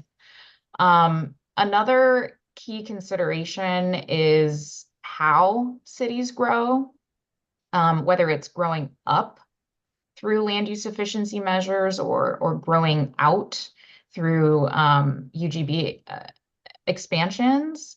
Sometimes both are necessary, but there are trade-offs involved with that. As mentioned, Goal 14 requires that local governments demonstrate that housing needs cannot be reasonably accommodated on land already inside the UGB. And only if land use efficiency measures can't fully accommodate housing needs can a city begin that process of increasing land supply through a UGB amendment. And so, Brian, others, I know you've mentioned this, how does a city know it has done enough? And how can a city demonstrate that the need cannot be reasonably accommodated within the UGB? Historically, a lot of the times it's been whatever is politically tenable or feasible in that community, given the local context. And there might be a lot of market friction, as some folks have named. But we don't currently have a concrete threshold for what that bar is. And that leads to a lot of uncertainty that we're trying to solve for. And the last point I'll touch on before we go back to discussion is timing of when cities actually adopt their land use efficiency measures. Historically, due to existing case law, local governments adopt efficiency measures concurrently with adoption of their housing capacity analysis. But this in the past has also caused significant delay in the adoption of some communities' HCAs, because it can take time to select land use efficiency measures that are, right-sized for your community and where those should be concentrated. So we've been exploring how to provide more flexibility for when cities can actually adopt efficiency measures. If a city or if a local government is also adopting a housing production strategy, for example, efficiency measures could be counted as HPS actions, and they could adopt them anytime before the midpoint review in their HPS cycle, so long as they're adopted to or at least concurrent with a UGB expansion decision. But this added flexibility also has the trade-off that, land use efficiency measures won't, if done later, it also means that the outcomes of those measures won't actually become actualized and seen until much later. So this also puts off when a city can move forward with a UGB amendment if that's still needed. And so that's a key consideration that we are thinking about when we are thinking about adding flexibility while also thinking about potential impacts of that. So that again just summarizes some of what we've talked about so far and gives you an idea of some of those key policy considerations that we're balancing. And we'd love your thoughts on any additional trade-offs that we've missed, or if you have any specific thoughts on these 3 points here. Thanks. Thanks, Anne. Thank you. Thanks, Jenna. I just wanted to speak up again for counties who have urban unincorporated land subject to ONA, like Washington County. Again, we're the second largest urban population, our unincorporated urban area in Oregon. This is the only method that we have at our disposal. We can't expand the urban growth boundary to add lands to Washington County's unincorporated urban area. And At the same time, we will be losing lands that are already in our urban growth boundary as cities annex it. So all we have is these land use efficiency measures. Which, yeah, I made the connection as well, and I appreciate you underscoring that these basically are actions toward our housing production strategy. So anyway, for us, it's not added efficiency, it's like the only option. Just appreciate that. Thank you. Thanks, Sam. So just really quick, I think the term market factors has been used several times. Maddie, do you want to provide a little bit of context or some examples of what that might look like? And then we did put the discussion question for this kind of second part of this topic around the what might be lost if land use efficiency measures are undefined. But Maddie? Sure, Ben. Thanks for the opportunity. First of all, market factors often, we've talked about market friction and market factors, and I think in my understanding of the way those comments were made had to do with the friction between what a city's or jurisdiction's development community builds and what the city is zoning for or anticipating being built. And that obviously is somewhat in really basic, very simplified economics is a mismatch, because we have folks who build certain types of units, typically single unit detached housing. And now we have, as Alyssa and others have illuminated, a lot of our need is in a different type, or in a type of housing maybe that those folks don't build yet. And the time that it takes for that adjustment to happen to correct the market so that friction turns into more fluid economic exchange can be really challenging for communities. And I appreciate those of you who have named that already. I know in my local government experience, that was a very significant reality. What's critical about some of our discussion around land use efficiency measures is that we're really hoping that communities can look at land use efficiency measures as Anne and others have just noted, that these are things that can respond to immediate needs. So when we talk about the options that a city has to add land to a growth boundary because they show a land deficiency, adding land to the growth boundary in a place that's even farther than the existing urban growth boundary is a long-term solution. And when we talk about the housing production strategy, for example, the 6 to 8 year time window, we're talking about a very short-term period of time. And land use efficiency measures can make a lot of difference in that shorter period of time. So it's something that we might want to really focus on and think about there. Also, in thinking about the question, what do we lose in not defining what a land use efficiency measure is, opens up the question to a wide spectrum of different options that communities may choose, some of which may have a demonstrable impact on the amount of land that a city needs. But the question is, what's the subset of those that really makes a difference when we talk about providing housing that's affordable in places that are amenity rich or have high opportunity, and really build the characteristics that folks need, as we've named in the contextualized housing needs. So the land use efficiency measures play this really big role now in a lot of the work around a community's goal 10 analysis.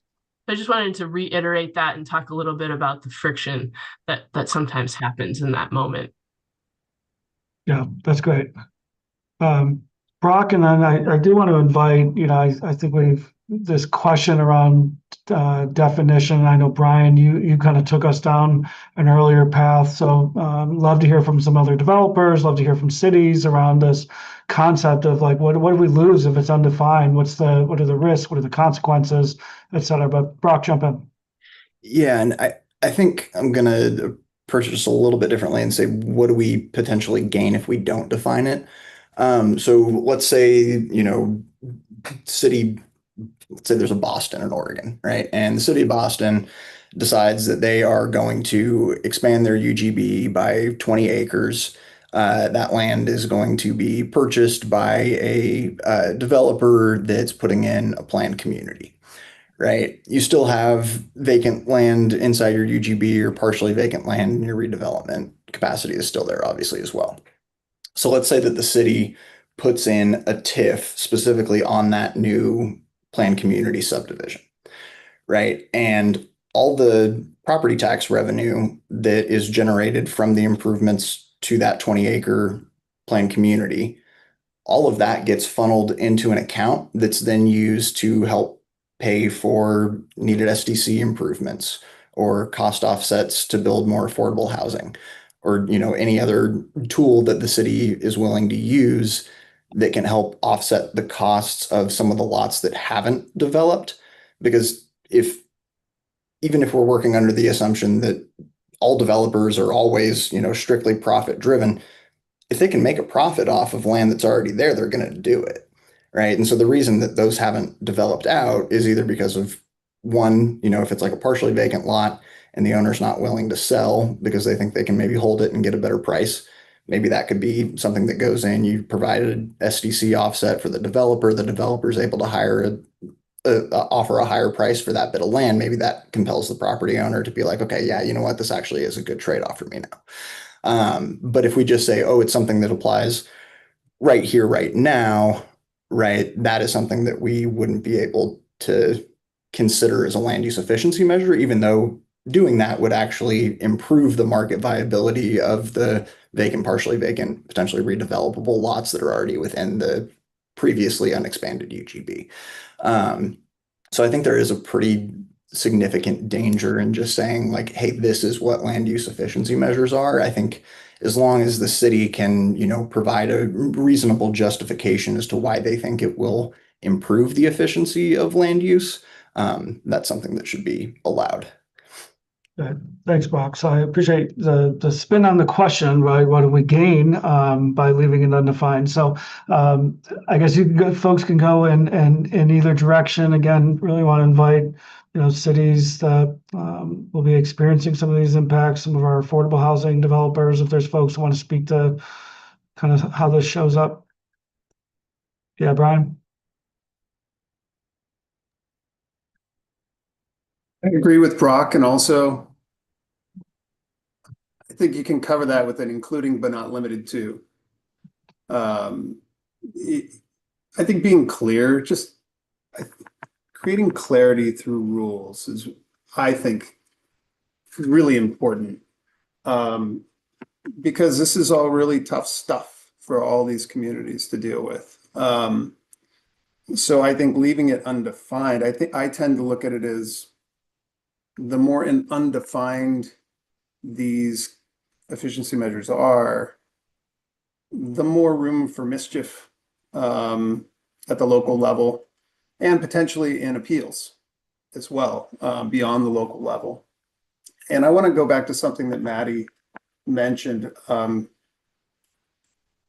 From my experience, and I can provide the data and numerics and all these things, that some efficiency measures take years and years to actually manifest in the market.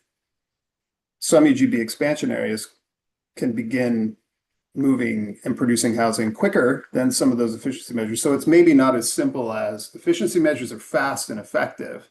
UGB expansions are slow and ineffective within a 7-year window. I can think of areas in the city of Bend that we upzoned years ago and have invested urban renewal TIF districts. We were doing projects and they're not popping. They're not producing, right? And we're bending over backwards to try to make these areas right for redevelopment. And other UGB expansion areas are producing housing, and they have been for years. So it's not as maybe simple as like efficiency measures fast, UGB expansion slow. I tend to agree. It takes years to get them up and running, but it's just, I think it's a little more nuanced than that. So I think we should define those efficiency measures, but we have an including but not limited to, so we don't overly constrict ourselves and we can still be creative and adaptive to the local situation. Yeah, thanks for offering suggested language. Ethan? Thanks, Ben. Yeah, I wanted to chime in here, and I think maybe we could speak to a little bit of the like intent of what defining them does, and how in by defining those provides, kind of more clarity to local governments than creating like a not including but not limited to, or leaving them undefined. And we can talk about whether that's a good idea or not. The approach is to say, to be clear on which things are land use efficiency measures, particularly that those actions, land use and zoning actions, affect the math, quantifiably affect the math in terms of land need. And because of that definition, that means the things that do not affect the math are, still the obligation of the local government to consider those kind of incentives, like Shane's example, those tax incentives, or maybe like property tax exemptions for providing an ADU and using it in a particular way. Those are important things to facilitate housing production, but those are housing production strategy actions that are not land use efficiency measures because they don't affect the math. The allowance of ADUs on a piece of property and zoning in that way does affect the math. That's a land use efficiency measure, but the local government doesn't stop there in terms of their considerations of how to actually meet their housing need. And throughout the rest of the next step and the immediate next step of this program, from housing capacity analysis and land use efficiency measures and that kind of conversation, the immediate next step is the housing production strategy process, which does consider those kind of incentive things to move the needle in terms of trying to meet our housing needs. But the intention of defining land use efficiency measures as those quantifiable, affecting the math elements, is that it does not get conflated or mixed in, and there is certainty and there is clarity to local governments about what exactly we're talking about in terms of land use efficiency measures. It's not those incentive type approaches. Those are still important, but we're specifically having that conversation about affecting the math in land use efficiency measures. So that's the purpose intent of that approach, of getting specific about, and narrowing that definition to those quantifiable elements. But yeah, that's helpful, Ethan, and brings back, I think, what Maddie, you were trying to introduce earlier, is kind of the relationship between kind of capacity analysis and HPSs and land use efficiency measures. Shane, jump in. Thank you. I'll try to be quick on this. So I completely understand that there are legitimate reasons to expand UGB if looms are exhausted or particular regions are just really, really constrained. So I don't want to be feeling flippant about that or anything. I just really want to have a perspective, though, not just as a housing advocate who wants more opportunity, but also as a trans feminine person who lives with HIV. I really want to stress that when it comes to people or agencies or development firms who kind of want to do those subdevelopments, focus on sprawl, really try to push the UGB expansion, the bottom line is there are deep environmental costs to suburban infrastructure. The infrastructure to maintain the SDCs and the pipes and the water and everything is expensive because there's not a relative density of people to provide a tax base. 75% of America is already single family homes. And so I feel like, is the interest in this because people genuinely want this? Or is it because it is such a dominant topology and people's imaginations have been so narrowed and they are so scared of other people in community that they just want their private little fiefdom of like a manicured Scottish grass lawn? I just don't get that. Then, at least in my experience, when it comes to being a trans feminine person, there are great people that live in suburbia and ruralia. But the bottom line is, the more suburban and rural places are, the more in danger I am as a trans feminine person, and the less opportunities I have for community and actually just frankly dating, like literally just having romance and having societal acceptance trends higher in denser communities. And further, the most expensive places in America that even have the density are the places where I can live most freely as the person as I am. And let's keep in mind, trans people are being made illegal by our country. There are already states in the union which make our identity illegal, and people are fleeing on a refugee status, even if we're just a small number of the population. So I'm really trying to push for density because economically, there's more tax base. It is an efficiency of a land use. There's more capacity to grow community and be interstitially connected on a smaller basis. And I'm just worried about forest fires and like the fires of political fervor that attacks me and my community. So when I put all those things together, I just really try to stress to people, really talk to your potential clients or people and really push the conversation. Do you need a single family home? Or would a duplex be wonderful? Maybe a triplex. I just really think we need to push this because of not just the tax and economic concerns, but the social implications of expanding our footprint when we do not necessarily need to, and we can still bank that land for the future and see what can happen there. So thank you for listening to me and taking the time on this. Yeah, well, thank you, Shane, for humanizing, right, this conversation in a way that, I think, these type of discussions tend not to. So I really appreciate you just, bringing in the other benefits, that can come from density and investment and creating communities where folks can feel safe. Maddie? Thanks, Ben. I thought it's not as I just defer to Shane. Thank you for sharing and for humanizing the conversation some more, because we do have this tendency to get really technical and in the weeds about this topic, and really what we're talking about are people and how they are housed, and how our communities are built to respond to that and their needs. What I wanted to raise is kind of going back to that diagram that is imperfect but helpful, and thinking about, we've talked a little bit about incentives and other HPS actions, and by no means are we talking in any context about de-emphasizing the importance of HPS actions, housing production strategies. What I want to be really specific, thank you, Alan, for putting that back on the screen. That's very helpful. When we talk about HPS actions and the relationship that they have to land use efficiency measures, right now, if we were to take that bubble that has a light blue circle, and right now in our current environment, that bubble is all the same color.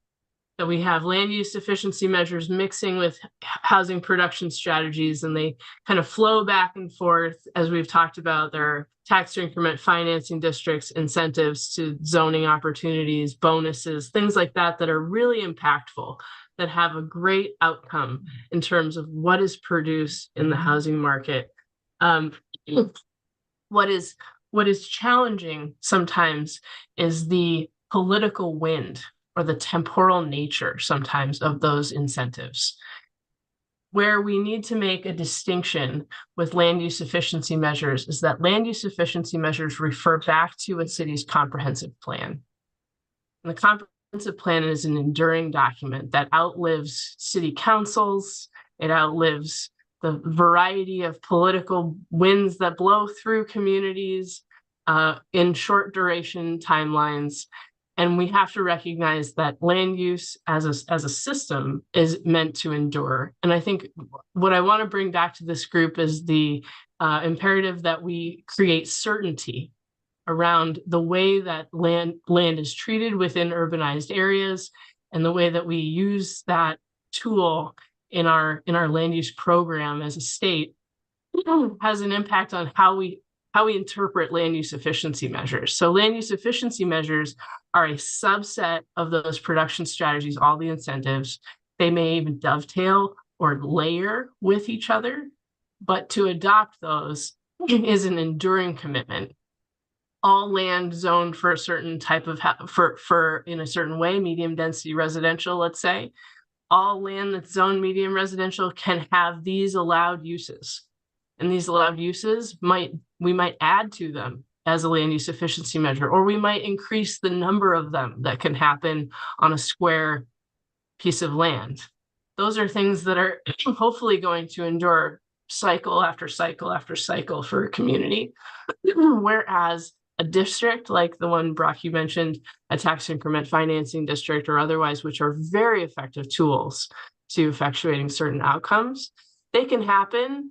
A city council 6 months, a year later, 5 years later decides, you know, the financials on this decision maybe maybe it was so great that several developers took advantage of those incentives, and now the city council panics and they say, oh gosh, we're going to be, you know, in 10 years we're not going to have any tax revenue coming in because we've just deferred taxes on everyone's ADU, and we don't know how we're going to fund the city.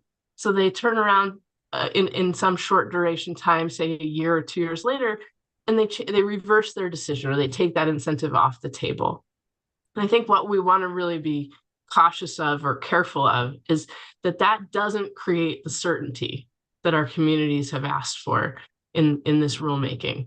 And where we might need to focus some of our energy is on creating certainty through very specific land use efficiency measures that will endure over several cycles. Thank you for letting me share that. Yeah, thanks, Maddie. So, Brock, before I come to you, a couple things. So, we are a bit over on the public comment period. Looking at the participant list, I'm not seeing members from the public, but in case I'm missing that, I did want to offer and formally open us up for public comment. If there are members of the public who are interested in providing input to the Rulemaking Advisory Committee, I'll ask you to raise your hand at this time. Again, I'll do a last call for any members of the public who are here today to offer public comment. This is the period of time we would do that.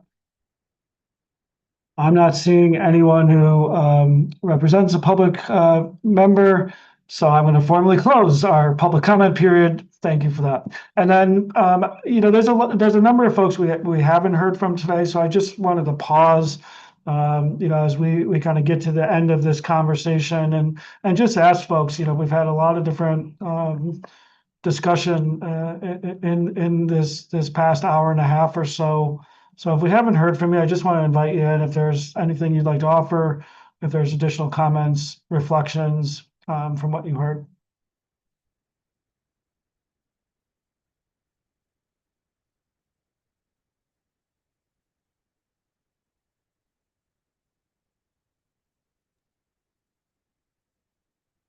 I'm doing my like count to 10 to, you know, which feels very awkward on a Zoom call. Ethan, were you gonna add something? Well, I was just curious if there wasn't additional thoughts. I have a question back to folks. Sure. Which is, you know, does that description of the intent and purpose and like what is gained by defining those land use efficiency measures and like putting that distinction between other housing production strategy actions and land use efficiency measures makes sense? Is that distinction, like, can people see the clarity that provides in the process? Okay, so additional question, Brock, yeah, we'll come back to you.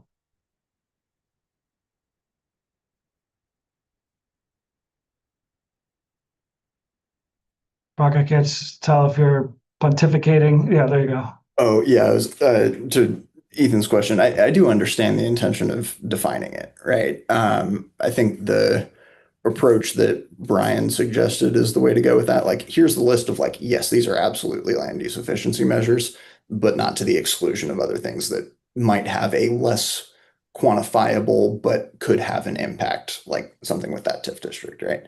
And Maddie, I totally understand your comment about like, well, the city could, you know, go in and revoke that TIF district, you know, 2 years later, and then, you know, we're back at square one. I think my hope is that cities would make more informed decisions there. Like, for example, maybe they're like, okay, we're going to cut the rate instead of 100% of the new property tax revenue going to this, right? We're going to say, okay, now it's just 50% of that and 50% goes to support other, you know, local budgetary needs. But that's a decision that, you know, ultimately the city has to make in that kind of instance. And then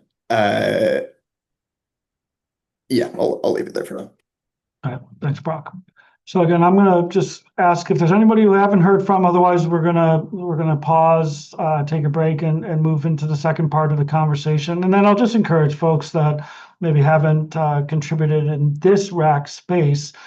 Just remind folks, you can submit through email to the LCD to make sure your thoughts and reflections are captured. But again, I'll do a pause to invite anyone else who we haven't heard from.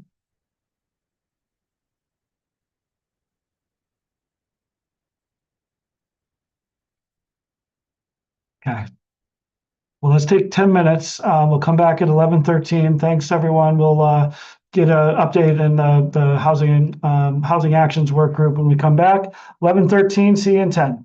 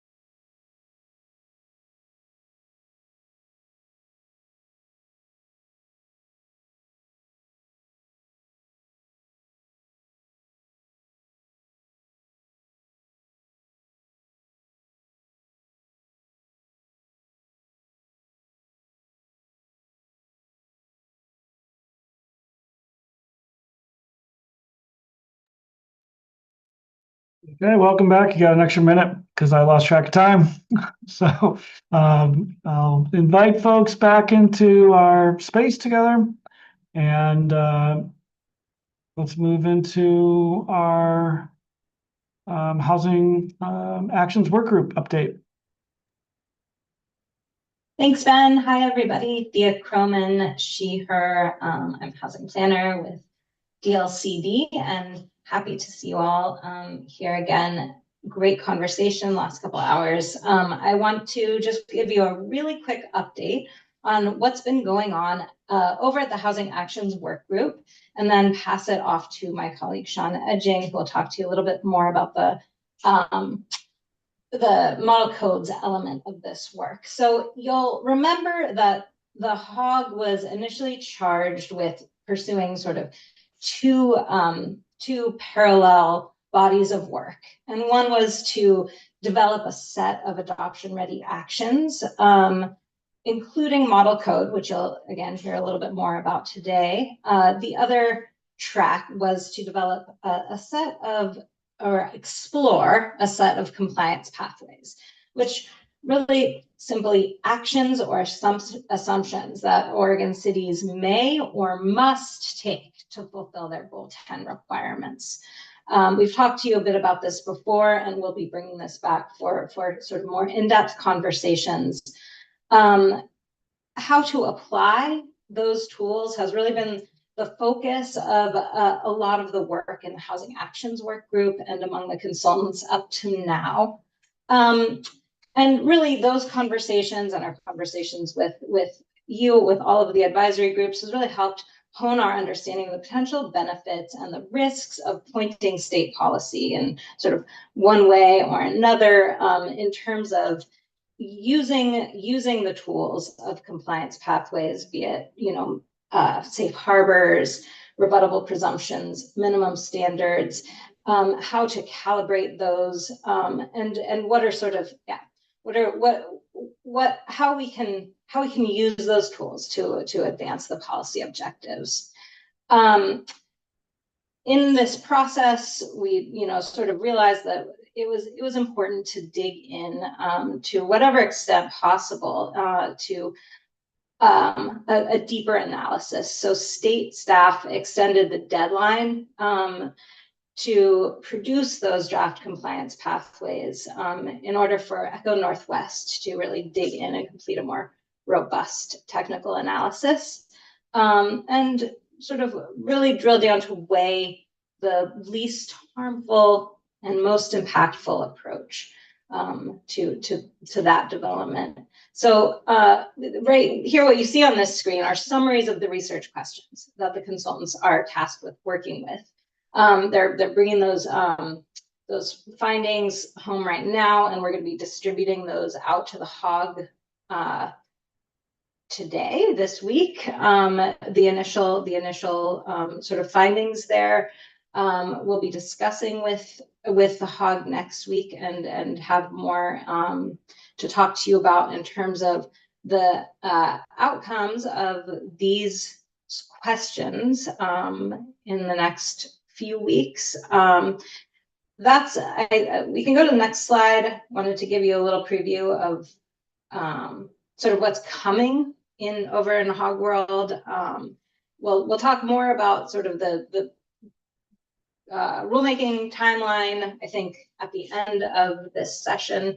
But you all saw this in the memo. This just gives you a sense of sort of the back and forth, all the different little steps that need to be accomplished before the rules are adopted in December. So with that, I don't want to take up too much time. I'm going to pass it over to Sean to talk about the model code element of this work. Yeah, thank you, Thea. I appreciate that. Yeah, if we can move to the next slide too. So just I guess a little bit of a reminder, if you take one thing away from kind of this brief update, it's that we've basically hit kind of a milestone in the model code. The work's far from over. We have a lot of refinement, calibration to do. And really, you can think of this as like an invitation to participate in that calibration and refinement if you want, or to invite your friends, right, to do that.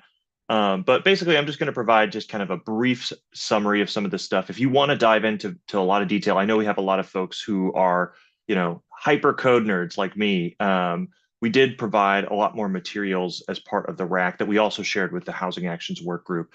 Basically, we've been working on kind of setting the stage for this draft code, getting the kind of organization right, and putting out some basic ideas around like different parameters in the model code. I'll talk about those briefly. But then we expect this to undergo a lot of refinement in the future. So I'll talk about these in the next couple of slides. But I'm going to start with a little bit of statutory context. And this is just a reminder. We've talked about this before, but I think it's worth just kind of conveying at the top, because the legislature has actually directed us to produce model codes and directed us to produce some specific things, right? So that's kind of driving a lot of this work. So one bill that gives us very specific direction around model codes is Senate Bill 1564. This was a bill that was passed in the 2024 session and basically provided some specific direction around what types of model codes DLCD must produce as part of this kind of broader ONA rulemaking process. And then there's also some additional direction that we have on the HAPO around this, but I'll just talk about that briefly. Basically, what Senate Bill 1564 directs us to do is to produce model codes for 4 different housing types that you can see on the left here: detached single unit, ADUs, middle housing, multi-unit, and to produce them for different size cities. So one that's basically for cities below 2,500 in population, one for kind of medium-sized cities, and then one for larger cities of 25,000 or greater.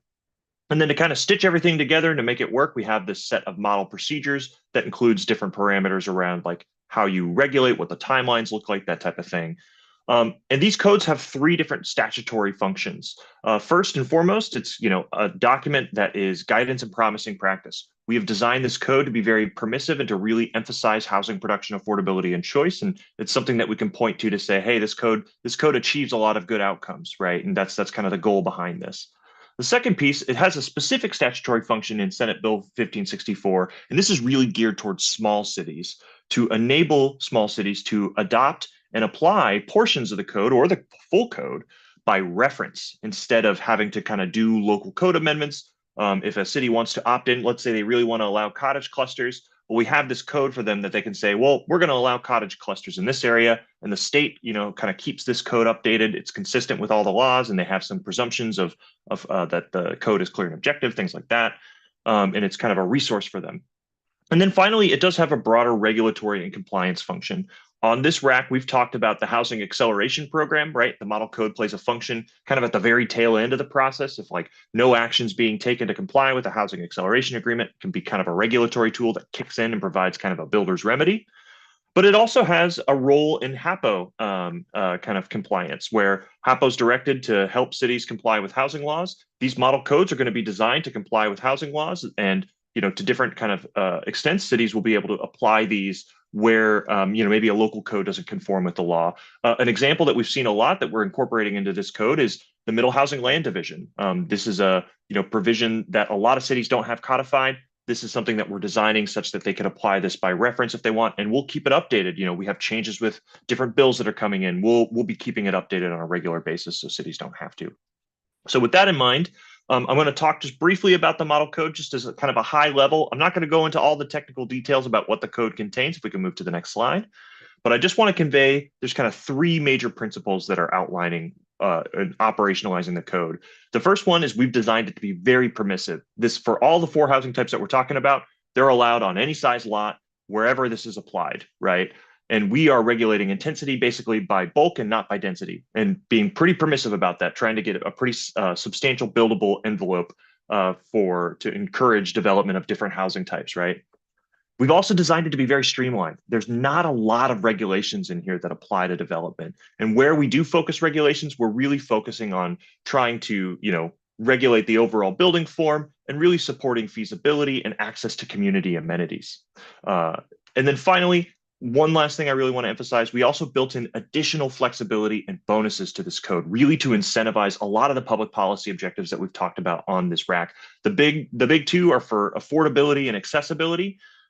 We've really designed bonuses around there that allow you to build even more house in exchange for these kind of public policy benefits. But there's other flexibilities that we've built in there around things like access to community amenities, culturally sensitive design, unit size variety, all these different types of things that we've really tried to build into the code. And there's also this kind of balance between smaller cities who we've really kind of encouraged opting in with how we've designed the standards, because it's not required in smaller communities. Whereas with larger cities, right, the folks who do the Goal 10 planning, it's really kind of more in that promising practice. And it also has this enforcement and regulatory function. So we've kind of calibrated it those different ways. Now, if we can move to the next slide, what I want to convey is that this code is not done.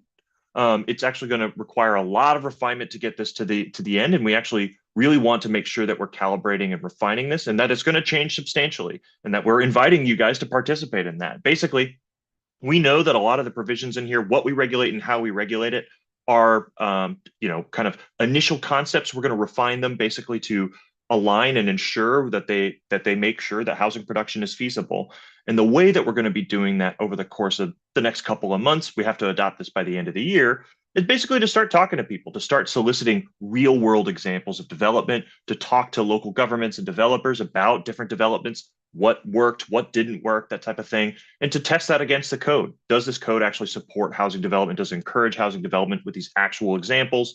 And then, of course, based on studies and market studies that we've already done around housing, does it support feasibility more broadly? And what changes and refinements can we make to it to really support that goal? Something I'll note, this is something that'll be kind of launching in the next month or so. We'll start sending out invitations. We're going to send it out to everybody on this rack as well as on the work group. I encourage you to participate, or if you have folks, folks in the development community or other local government practitioners, invite them, have them share examples, case studies, things like that, that will help us kind of refine and revise the code before we adopt it at the end of this year. So that's what I wanted to convey. Great. David, I see you have a hand up. Want to jump in? Yeah, I was just wondering, will us cities under Senate Bill 406 be captured by the large city requirements under this bill, or are we going to be an exception?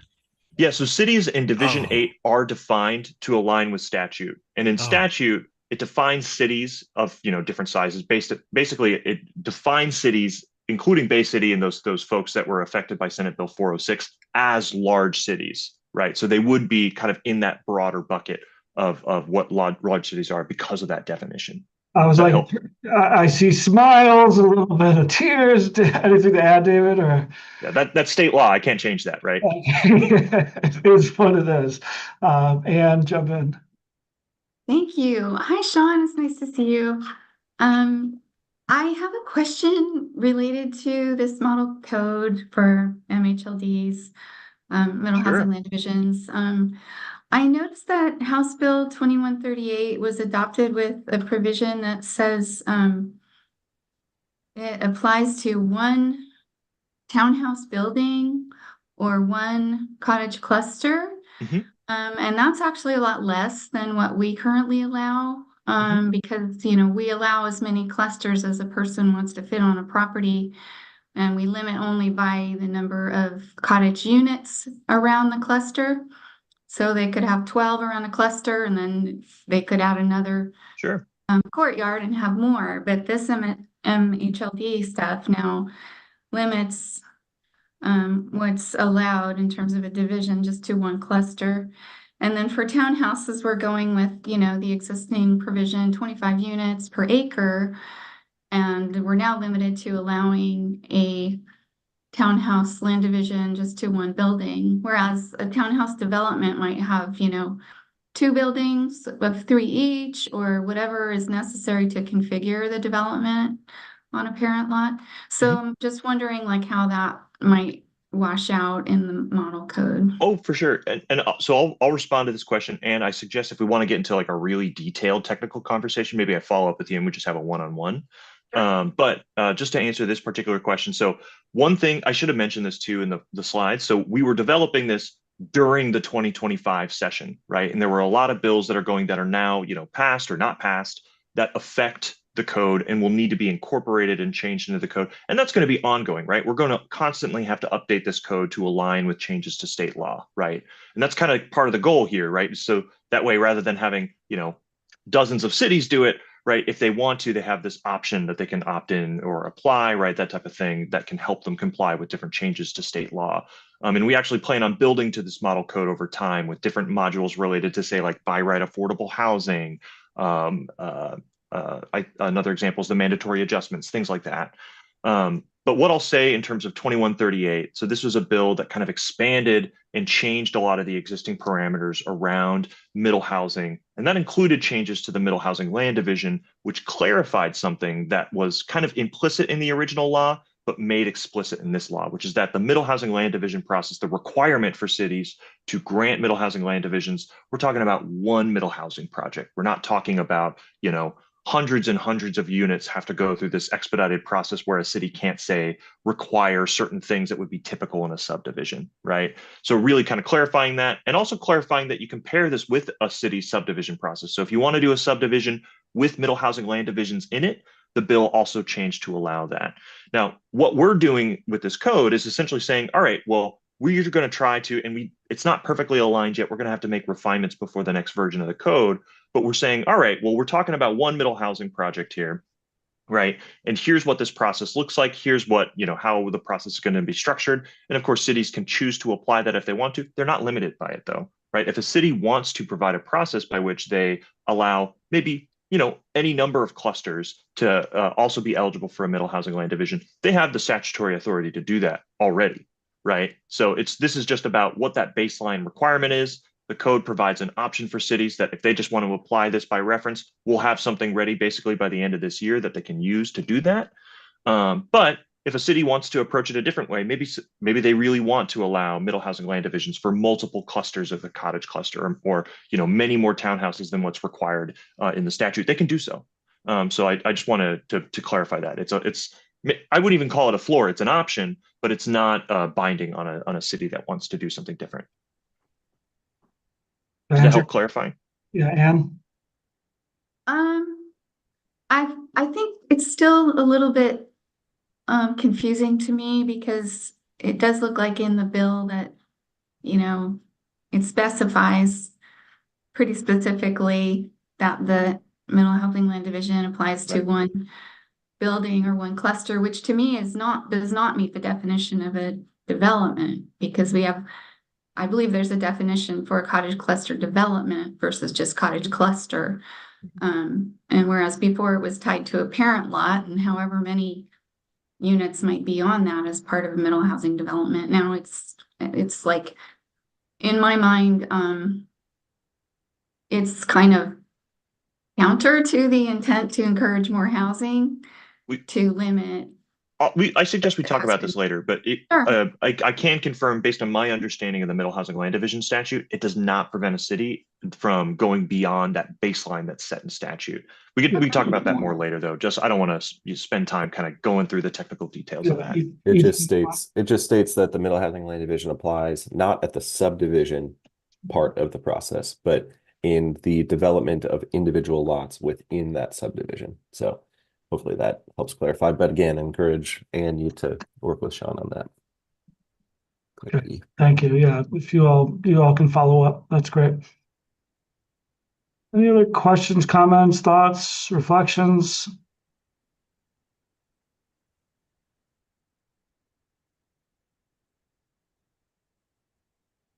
Okay. Well, good to have you back. Briefly, Sean, thanks. Again, I'll just pause if there's any other questions around what was presented. Not seeing any, Ethan. I think we can go to you. All right. Thanks, Ben. So appreciate all the conversation today. I'm going to take us, I don't know, having all of that completed and that discussion happening, taking just a little bit of a step back to look at just the rulemaking that we've kind of gone through here, because like I mentioned in the beginning of this meeting, we've got 2 rulemaking advisory committee meetings left, and those 2 rulemaking advisory committees meetings and the time, so August through November, are like conversations about rule language as opposed to conversations about rule concepts and drafts and so on and so forth, And so really want to kind of highlight the importance of, how we are going to make that transition from the conversations that we have been having for the last really year and a half to how we will take this to the finish line and propose a set of recommended rules to the Land Conservation Development Commission in October and November. So these next two slides, I struggled with a way to kind of show these, so they're a little bit duplicative, and I apologize about that. But I really wanted to kind of highlight the varying types of engagement that has taken place from the project team in this rulemaking process. So of course we've got the rulemaking advisory committees and the technical advisory committees, but as you can see on the screen here, those are two line items in a broad set of engagement opportunities. Brock, I've got a conclusion here in just a moment. But the conversations, that are informing this process, where we are having, advisory committee meetings, we're having focus groups, we're having subcommittee meetings, we're working on with webinars and, sharing information and getting input. All of that is in service of really the time that we are moving into after today's meeting, which is the state sitting down and thinking about how we actually weigh and balance all of that feedback, whether it's of a similar perspective or a different perspective, or several sides of the same issue, and how do we, through the lens of what our statutory direction is, what our rulemaking charge from the Land Conservation Development Commission is, what the policy objectives are, what we've heard from you all in this space and in other spaces, how do we balance all of those things at the same time and try to put some words down on paper for you all to consider and really see that intent and purpose articulated in those drafts. So, what I'm trying to do here is kind of highlight that there are lots of conversations around these same topics, and there are even more to come if we go to the next slide, Ellen. Just to kind of highlight, like, that first slide was really the entirety of the rulemaking process. Oh, back one more, actually. Oh, weird. Okay. I'm missing a slide, but the kind of the things that are still upcoming in terms of engagement. So we've got, there's conversations that will continue to hold throughout the summer. Those are more like practitioner focused. Those are going to be like things like regional conversations. Will go around the state and have those conversations in distinct regions with local governments in those regions, giving them a sense of, how the rules are shaping up and how they might be able to inform those. And also importantly, a series of kind of close the loop opportunities. So we've had all of these discussions over the course of this entire rulemaking process. And it's important to kind of get back with those folks at the end of this and say, here's how your feedback was incorporated or not. And here are the reasons why in both of those accounts. And so, in terms of that time frame, that is all kind of coming to a head at this point when we come back to you all in August to the August 27th Rulemaking Advisory Committee with a set of rules for you all to chew on and see exactly where and where not your particular feedback has been incorporated, and the reasons why the draft rules are either going in a different direction or why they're leaning into one way. So I kind of just wanted to highlight that here's where we are in the timeline. But Brock, I saw you had a question. I've got a couple more things, but please go for it. Oh, yeah. Sorry, Anita, I was just responding to your chat. I was just going to ask, so I know we saw the first 4 focus group summaries in today's rec packet. Do you know when the next 5 are coming out? So the first 4 focus groups took place in 2024. So those focus group summaries have been included in other RAC packets and in the LCDC packet. The 5 or I think there's, maybe I have those numbers flipped, but the focus groups that were included in today's packet were the most recent focus groups that we've this is all inclusive through the entire rulemaking process, so not just in this kind of second phase. Right. Yeah, thanks for that question, Brock. Yeah, which is a bummer why that other slide didn't show up, because it did attempt to kind of distinguish between the two, the comprehensive and the 2025. But yeah, if we go to the next slide, Ellen, back to that other one. be great. The timeline, perfect. Okay, so just a little bit of a heads up in terms of how the August 2020 or August 27 Rulemaking Advisory Committee meeting is likely to go. There are a couple things that will set up for that conversation. You'll receive a draft set of rules in a format that we're hoping makes a little bit more sense than the format that we used last year, which is that last year we used a table format where we had the rules and then some columns to kind of identify policy notes and considerations, so on and so forth. Try a different approach to make that a little bit more of a narrative, easier to follow along with, and really kind of just like logistically easier for you all to read. So that's going to be the substance of what is in that packet.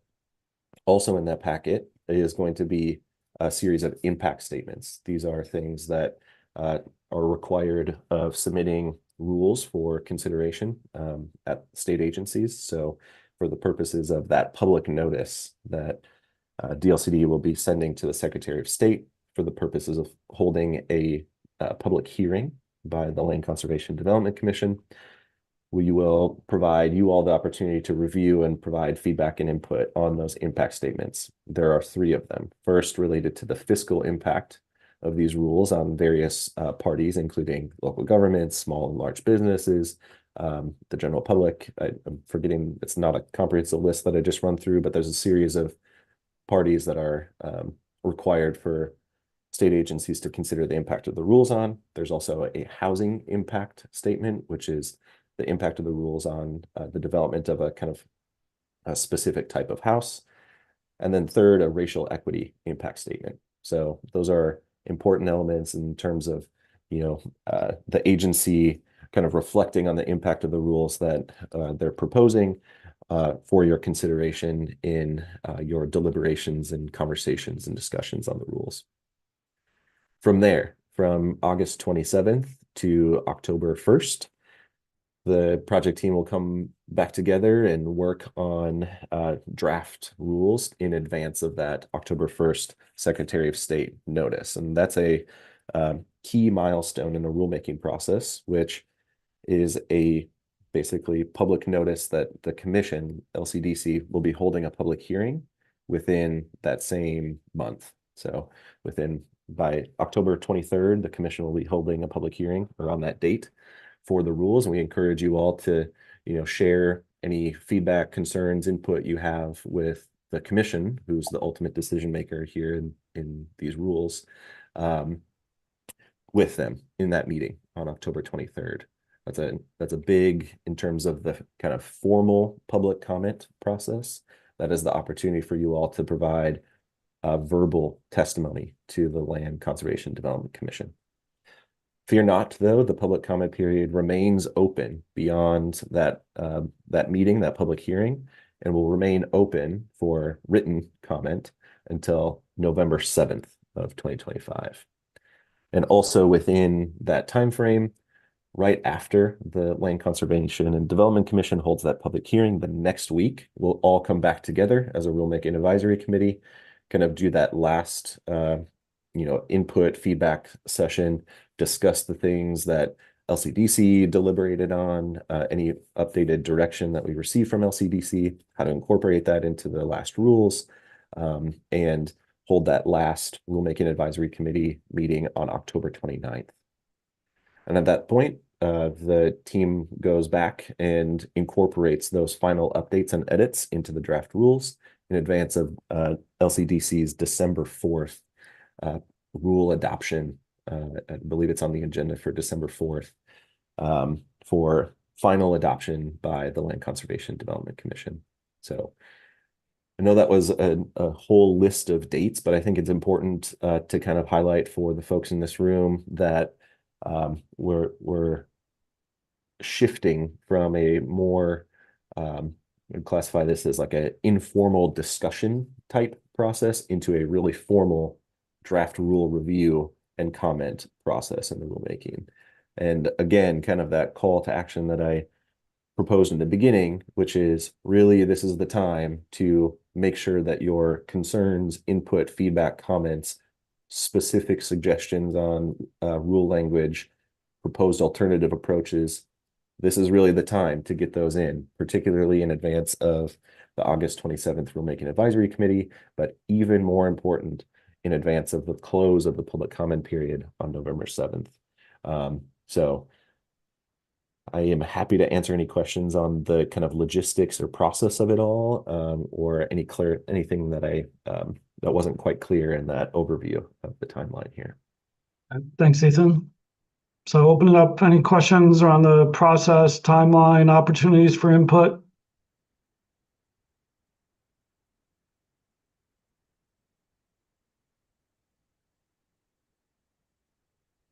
Maybe while folks are thinking about that, any questions that they've got, you've got many opportunities in varying ways to provide that comment, either in the meetings themselves, whether it's at the Rulemaking Advisory Committee or LCDC, or even the advisory committees or work groups that are happening interspersed with this, but also in writing to the department using that housing.dlcd@dlcd.oregon.gov email address, particularly when we have those draft rules in hand for you all to review.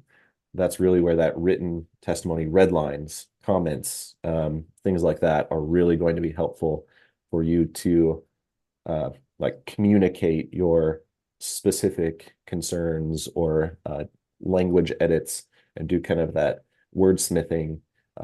That opportunity really presents itself in August and then throughout the rest of the year. So, And I don't remember, Ethan, did you name the date for that? right. So August 27th is that meeting. So typically we send packets in advance, 7 days in advance of that. So around August 20th. I don't want to give any guarantees that it's going to be specifically the 20th, but just knowing that that's always a rush to get that first draft out. So, but if folks are tracking right that timeline, prior to our August 27th meeting, you'll kind of have some language in hand that will really kind of kickstart the rest of this timeline that you see on the screen here today. Thank you. Any questions? Maybe Alan, if you want to post the email in the chat one last time, the DLCD email for folks to offer comment or questions for staff. Thank you. I'm not seeing any hands raised, so hopefully that means folks are seeing the journey that we have in front of us and multiple ways that you all will be able to keep giving input as we get to kind of the formal public comment process. Well, with that, why don't we begin our closing? So just want to really appreciate the way that folks engaged today.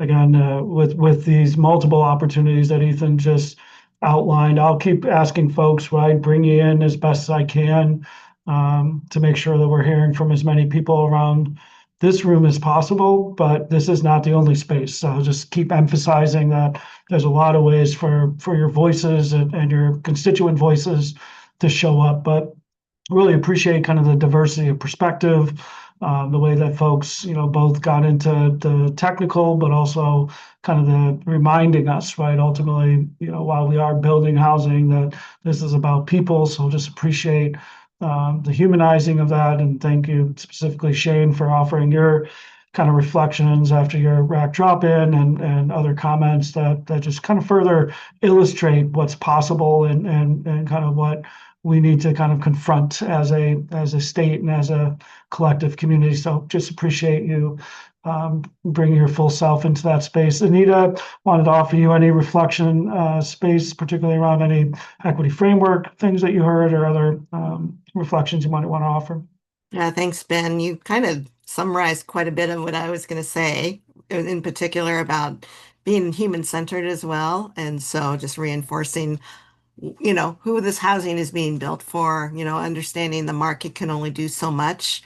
The market would have built it if there was housing. I mean, if it would have been able to build it. So knowing that these are needed really badly by community and it's for a lot of folks. And also just the intersectionality. Thank you, David, for talking about smaller communities and, people who are maybe seniors and elders as well, that how are they going to transition and how do we talk with folks about how this is going to impact them and how important it is, again, from a human-centered standpoint. So discussions on mitigation and the connection from the land use efficiency measures and the housing production strategy was really good conversation. I think that landed home for me on the numbers, but then how you go about it and who it's for was a really good. So thanks for Maddie for reinforcing that as well. And again, thank you to Vice Chair Lazo for kicking us off and framing this. We're kind of in the home stretch now, but there's been a lot of good work put in, and so I want to thank you all. Awesome. Thank you, Anita. So we'll continue to embrace the complexity, and today was a really good illustration of that as we go forward. And so our next meeting, as Ethan said, August 27th, 9 a.m. to 12. DLCD, Ethan, others, any final thoughts? Not seeing any. You'll get 10 minutes back in your live. Appreciate everybody. Much love. Have a wonderful rest of your day. We'll see you in August. Take care.